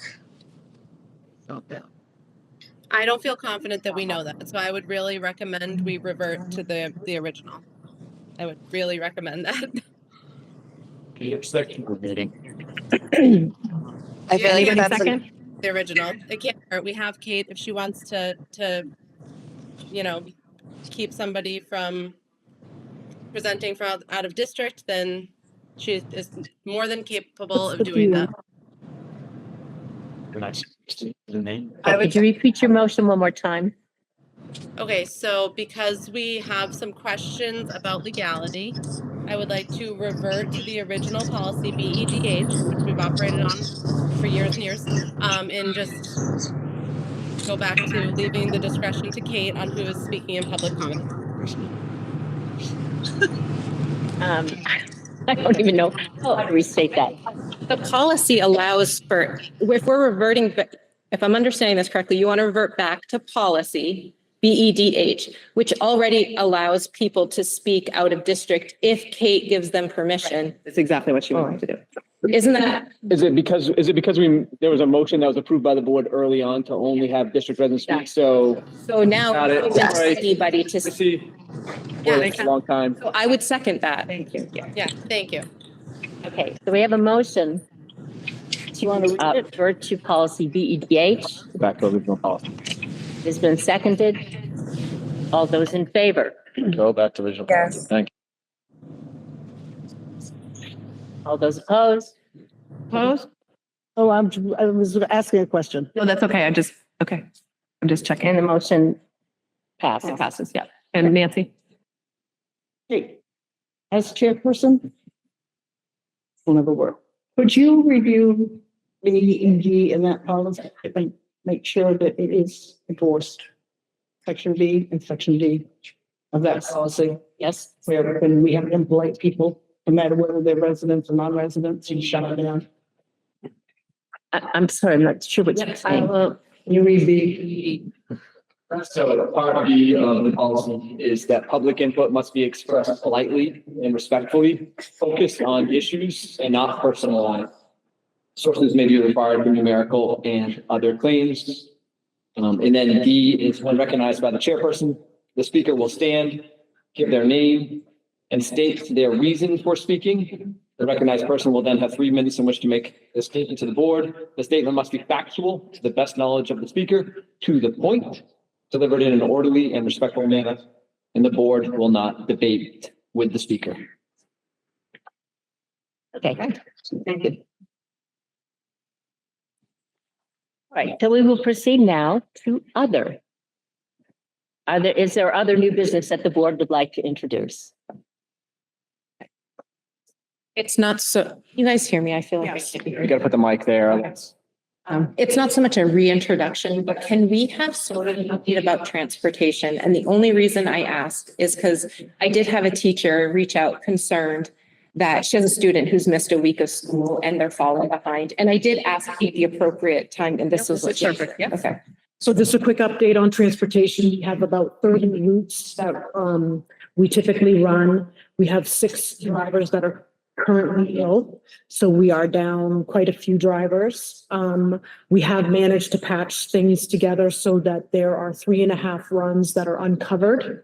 And when those cancellations go out, has been most recently, we did this in the fall because if you remember correctly, we had 2 of our Berwick buses that were out for quite a period of time.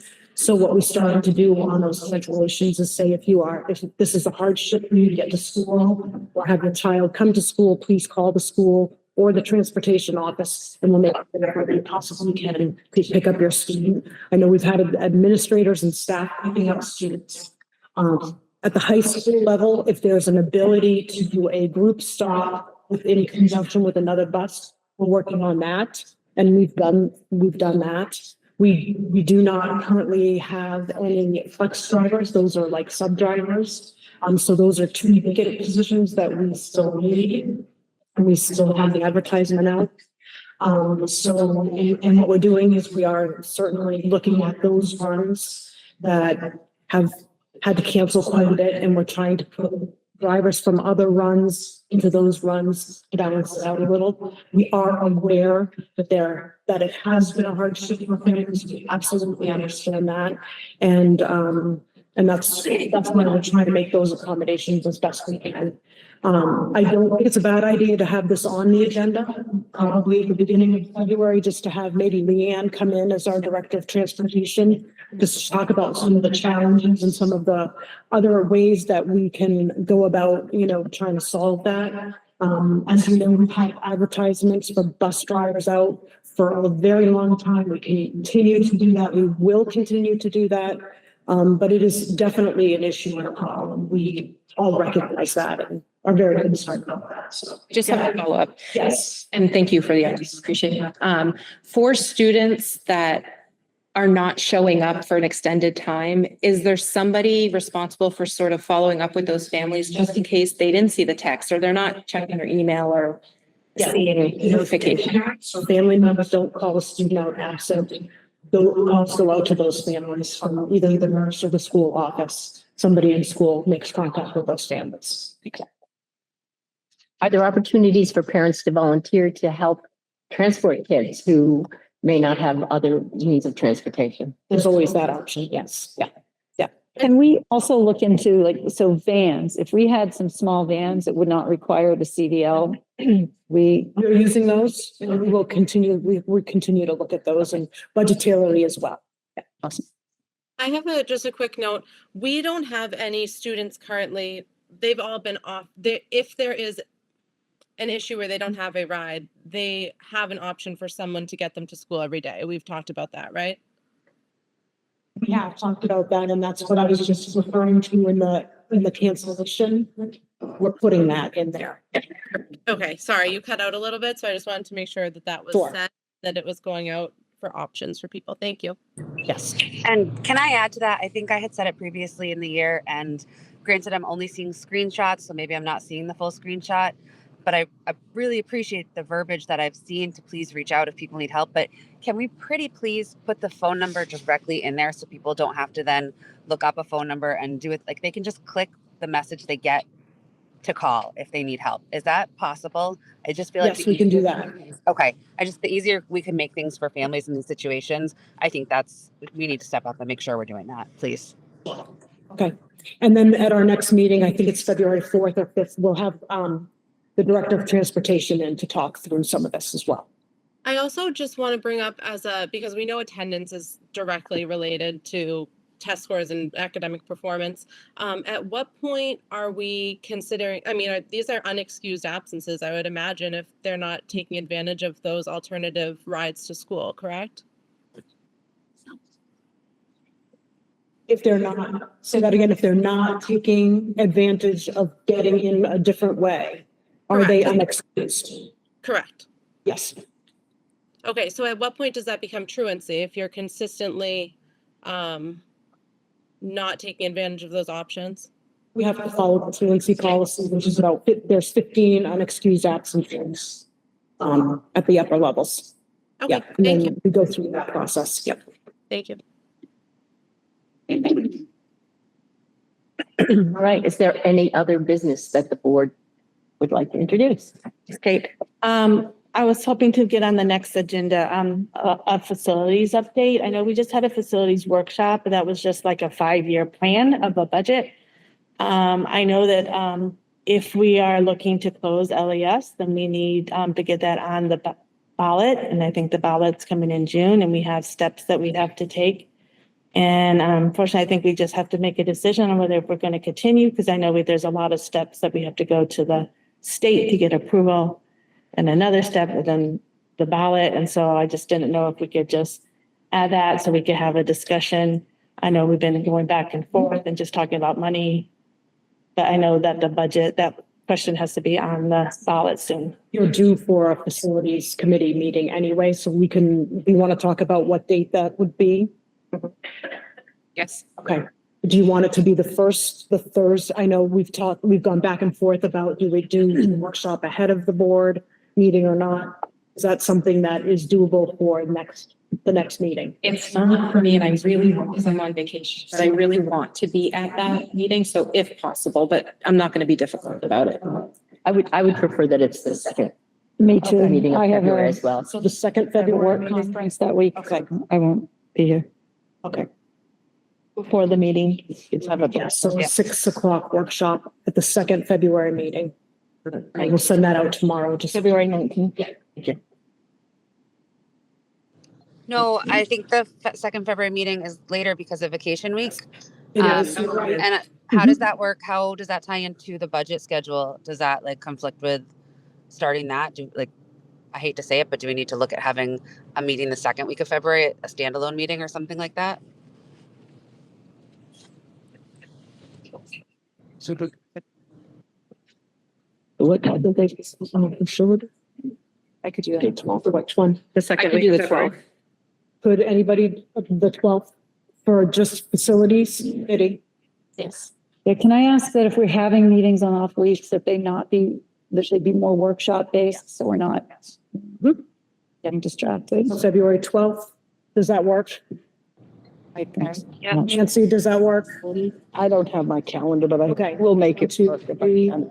I don't. I'll have to check, but I think it will. Okay, so February 12th, does 6 to 7 work for facilities workshop? Yes. Okay. Thank you. Thank you. Thank you. Any other new business that the board would like to introduce? Okay, so we're going to move into our second public input for policies BEDH. We're going to prioritize members of the communities of Lebanon, Berwick, and North Berwick, and the staff of MSAD 60. So if we have time, this is a 21-minute public input session. If we have time at the end, those outside the district will be able to contribute their comments. My name is Shirley. I come up from this district. I had a high school. We've been talking today that moving started the First Amendment violations last week or last meeting. And once that were attempting this meeting, if you accept federal funds, you have to let people speak. I mean, why don't you change the wording to ordinance? But I'm just wondering, is there a policy or when somebody gets kicked out, because at the last meeting, in my opinion, somebody was speaking, somebody else came and interrupted and disturbed it. Somebody else came and disturbed back. And the only people that were asked to leave was the first person, and the person who was speaking, who wasn't even part of the disturbance, was somebody else completely. And so that person's character, as soon as it was pointed out, they were the one causing the disturbance, they didn't get left. But the other person, who I can understand what they were doing and were removing these wine glasses, was never asked to leave, and it caused just as much of the disturbance as the other person did. And I would just like, if there were policy, certainly the many people besides just if Kate feels like they're being rude. Currently, it falls to the board chair to make that decision in the moment. This is a business meeting that we conduct on behalf of the citizens of our community. And if someone is in here creating a disturbance so that we can't get to the business of the meeting, I feel it's my prerogative and my duty to have those people removed from the meeting. Absolutely. And one of the people who was targeted disturbance was limited. The other person was not very, and who was the person who was just speaking. He never really showed me how to coach him. I may not agree with what he has to say, but I do think that he has the First Amendment right, just like everybody here has the right to free speech. It doesn't matter if they agree with you or not. And so I just feel like there needs to be a better policy. If we're going to call the police in to remove somebody, then it should be stopped. It should be said why the police are there to remove somebody. And, it shouldn't be just one person deciding. I mean, honestly, I just feel like there could be a lot more that's done to protect everyone's First Amendment rights. Thank you. I don't read these things, sorry. I'm Nikki Park from Berwick. I'm a mother, a lesbian, and someone who lived as a transgender male in my younger days. I understand all sides and the hard truth that schools and administrative policymakers refuse to see, because I was one of those children the schools failed to protect. We are told schools are safe and policies protect children from personal experience. I know that to be a blatant lie. Policies that place boys in girls' spaces, girls in boys' spaces, or compel trans identifying children into unsafe environments are causing systemic institutional harm. I have experienced firsthand the destruction these policies cause. My child was sexually assaulted while attending Maine public schools. In fact, 3 separate incidents occurred involving my child. The school failed to report my child's assault to DHS and local law enforcement, violating clear legal mandates. With Drummond Woodson's guidance, the Title IX was used to conceal the abuse, derail investigations, avoid accountability, deny due process, and re-traumatize my child through intentional traumatic invalidation. It allowed them to hire a compromised investigator who, on behalf of the school, conducted a flawed investigation marked by misrepresentation, procedural failures. Policies were weaponized against me and my family. I analyzed your policy. These Title IX policies do not function as protections for victims. Instead, they are transforming schools into parallel justice systems that control evidence, outcomes, records, and reporting, all with the safeguards of a real court. While hiding behind the moral cover of Title IX compliance, the students left unprotected from assault and harassment, forced to navigate confusing processes, endure pressures to stay silent, and watch abusers remain in the system. Teachers who try to support victims are blocked, ignored, creating a culture of fear, isolation, and mistrust. It allows schools to minimize sexual violence as mere misconduct, dismiss it altogether, redefine trauma as conflict, and normalize administrative handling of situations that should be reported to law enforcement and DHS. They do not just fail to protect, they become a second site of harm, re-traumatizing victims while keeping predators and systematic patterns hidden. This is not justice. This is institutional abuse by design, a governing system optimized to suppress reporting, conceal harm, and protect the institution at the expense of the child it claims to serve. This is not a child-centered safeguarding system. It is a system of systemic institutional control that manages abuse, contains victims, and protects power. If you cannot put a child's safety above a gender or fear of controversy, you have no business making decisions for children. If you approve systems that manage abuse instead of exposing it, then you are not building a safeguarding system. You are building the next cover-up. And this time, the community is watching. The future of our communities is headed on courage, not compliance. Children first, always, no exception. You have a duty of care.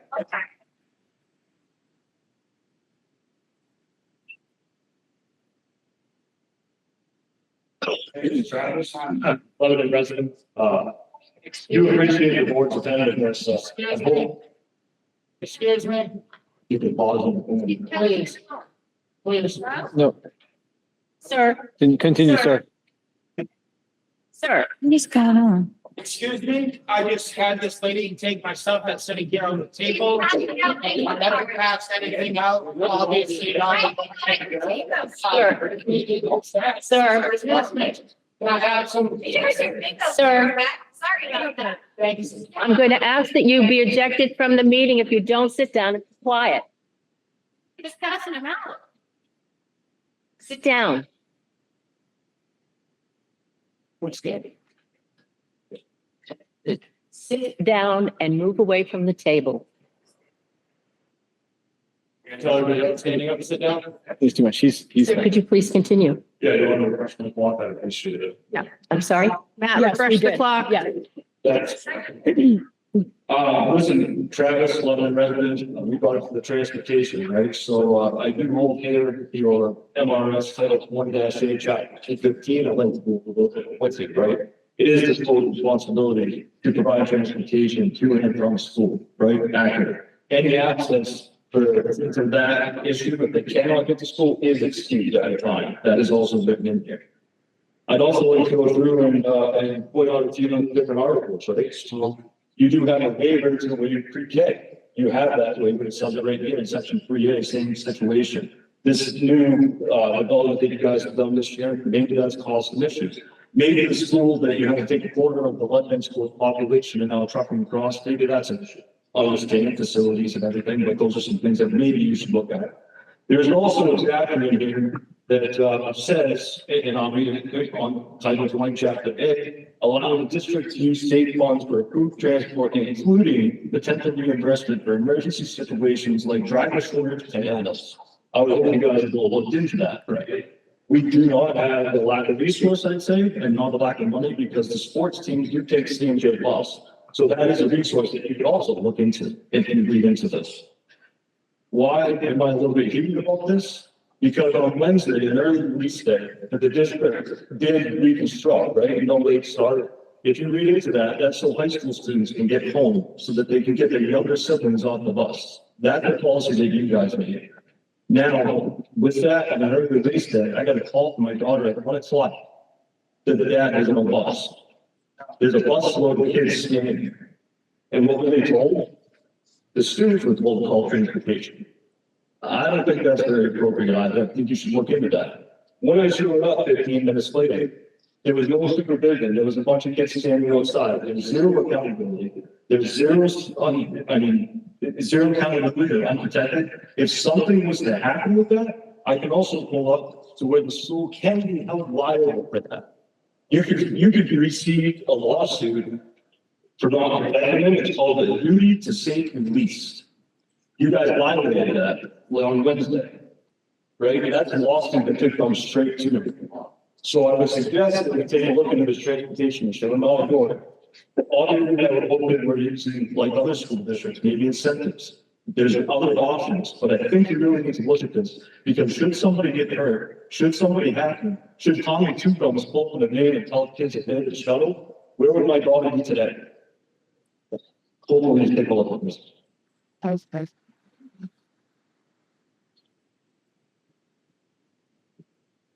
Amy Stringer from North Berwick. We talk a lot about transparency. Where is it? Why does the MFAD 60 district website does not have a current budget? The last one on there is for 23-24.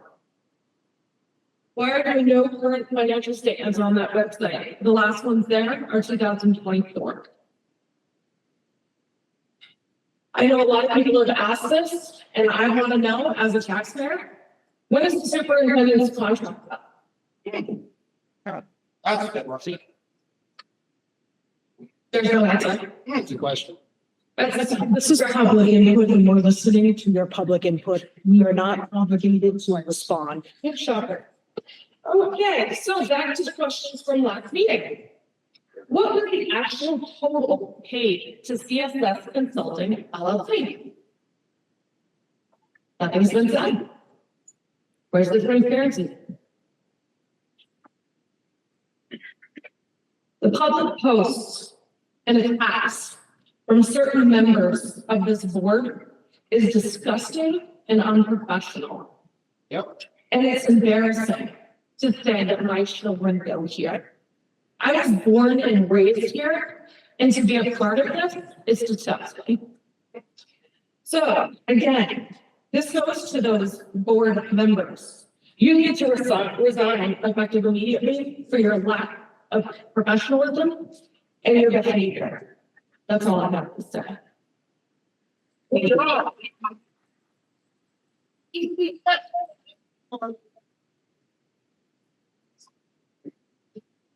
My name is Richard Pichetto. Excuse me, sorry, I missed your name. Richard Pichetto. Thank you. I am a resident of North Berwick. I was at the meeting last week. First, I want to say that I graduated Noble in coaching. I am very proud that of being Noble graduate. I am proud that I have 3 kids that are going to go through the school system. And really, the only pride is one way through me. I coach junior high football, PB wrestling. I try to be as involved as I can with PMs. What I noticed last week was disgusting from all of the board members. So I'm here today to say that I am officially running for school board at North Berwick. Yes.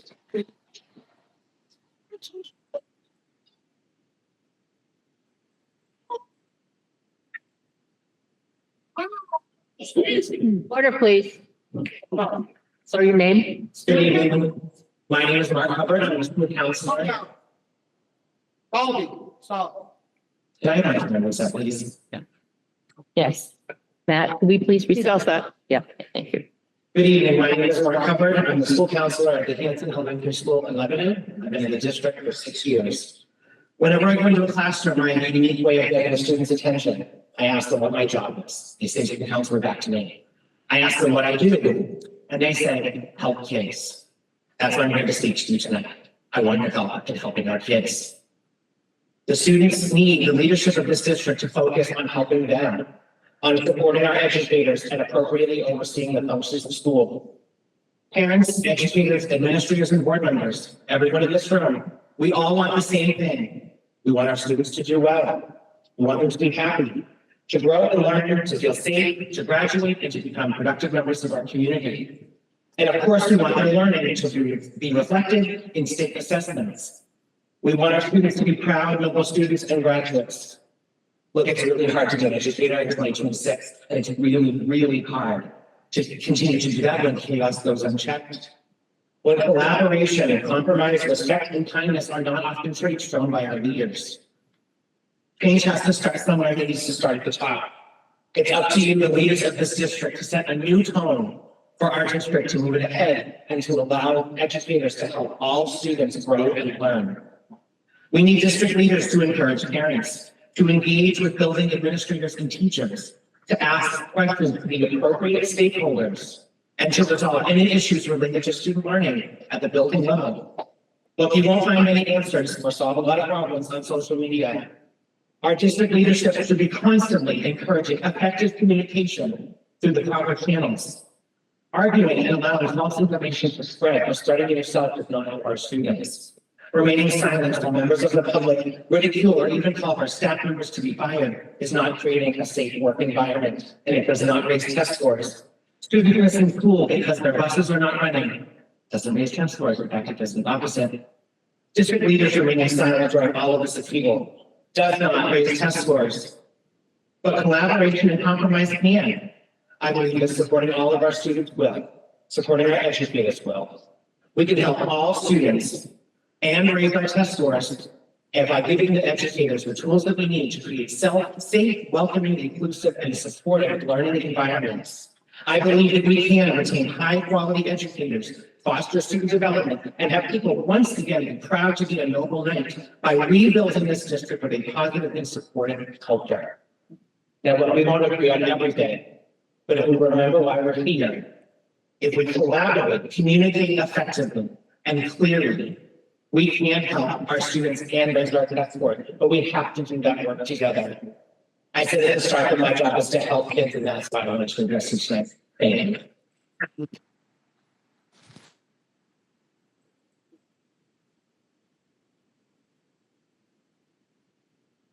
Hello, everyone. My name is Kevin Jessel. I'm a resident of Berwick, Maine, and I have 2 children in the school district. I've had the pleasure of speaking at many school board meetings with a 3-minute timer. It was during one of the numerous contentious meetings that we've had over the years that I decided to detour my 25-year career as a paramedic and return to school to become a teacher. Sitting in one of these meetings and realized all the anger and hostility that everyone had, we needed more people to step it up, and that's something that we still need to have today. Our school district has been under attack for many years, at times for valid reasons, at other times dirty partisan politics. The negativity and personal attacks brought national attention to our school district for all the wrong reasons. Our school district has academic and structural needs. As a teacher, it sounds like we need a plan to evaluate whether to change curriculum and what that process would look like. Hopefully, we, the community, would support financing such an endeavor. I hope the change of curriculum and supporting materials is not an 8-figure problem because the district has numerous problems like that. I'm on team Let's Build a School Somewhere. I was a fan of building Nexus One Lebanon a few years ago. At this point, I believe we need a multi-year build plan. I believe we should budget a sum for planning purposes. This should be led by the students as a project-based learning project, or PBL, with a well-established teaching model that empowers students to come up with a solution. Of course, if we have to work in conjunction with the school board, there would need to be public input sessions. However, many aspects of our project such as this would be great for high school students. I didn't even see the prompt given to the students. Hey guys, I think we have $50 million worth of problems or more.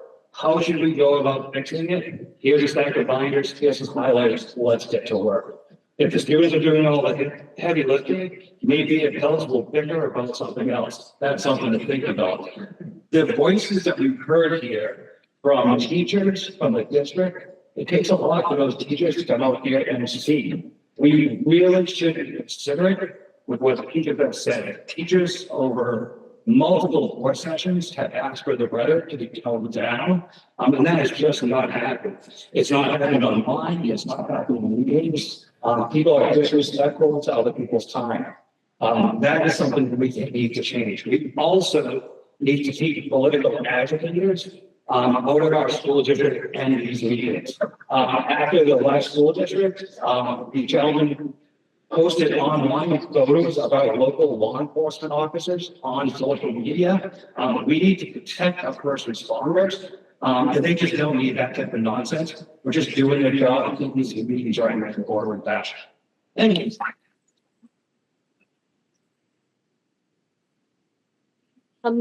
We are at 29 minutes right now, in a 21-minute session. So I'm going to look to the board and ask for guidance as to whether or not we're going to continue.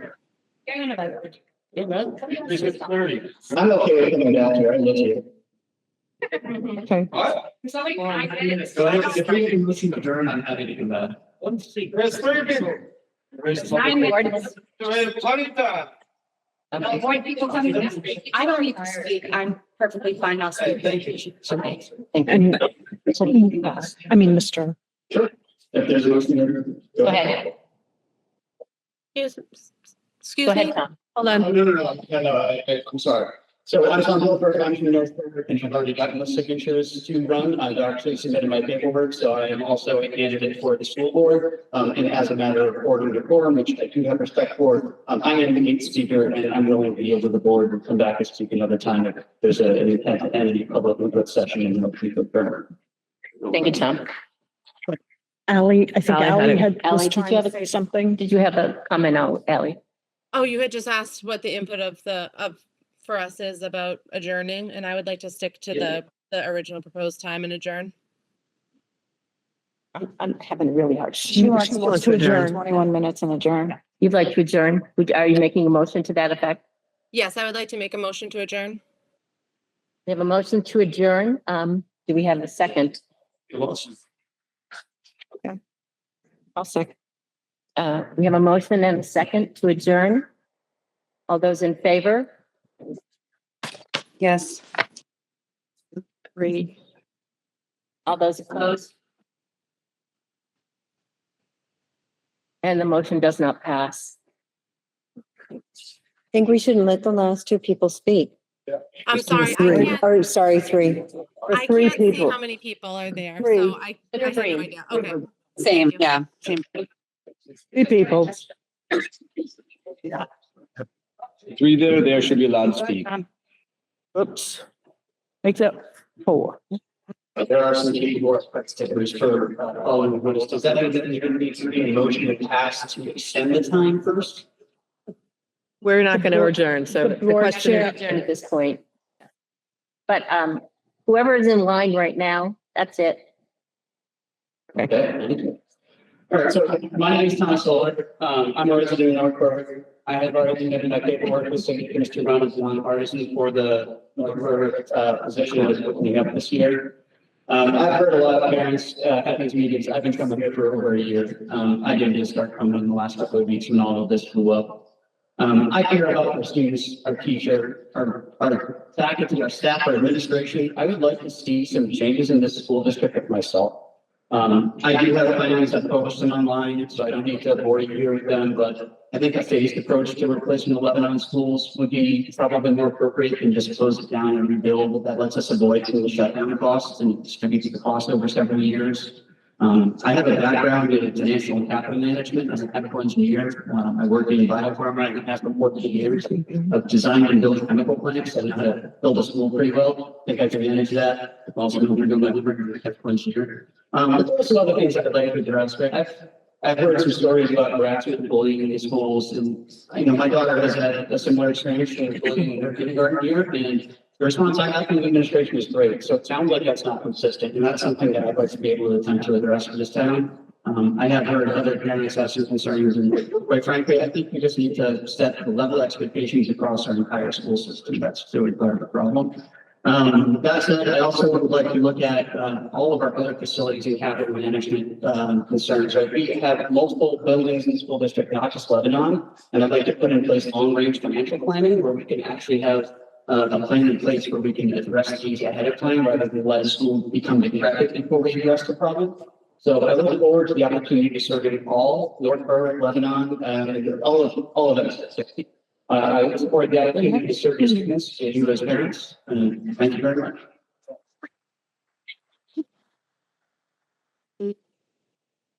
Good evening, sorry. My name is Shelby Vegan. I'm a teacher here at MSC 60. Do I have permission to speak? Thank you, yes. Well, that's exactly right. Right now, you're about to have someone who is from out of up north, which I don't know college time, that's not my thing. Who is literally a director. If you allowed to talk about audience like that, you're not allowed to do that. That's against your policy. Yeah. All I'm saying, keep speaking. All I'm saying right now, because this is what I said in my first thing, is I do not want our school district to be like this with people yelling over each other, trying to fight, pick at each other. It is not why we're here. It shouldn't be why we're here. It shouldn't be to make a political stance at all. I'm just saying. Suppressing people. So that's why I'm talking right there. to honestly want to hear what is about to happen and know what's about to occur. My fellow people in the audience, if we could just keep it collected.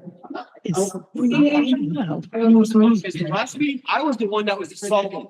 Actually, Yeah, he was charged. Okay, I'm going to ask for an immediate adjournment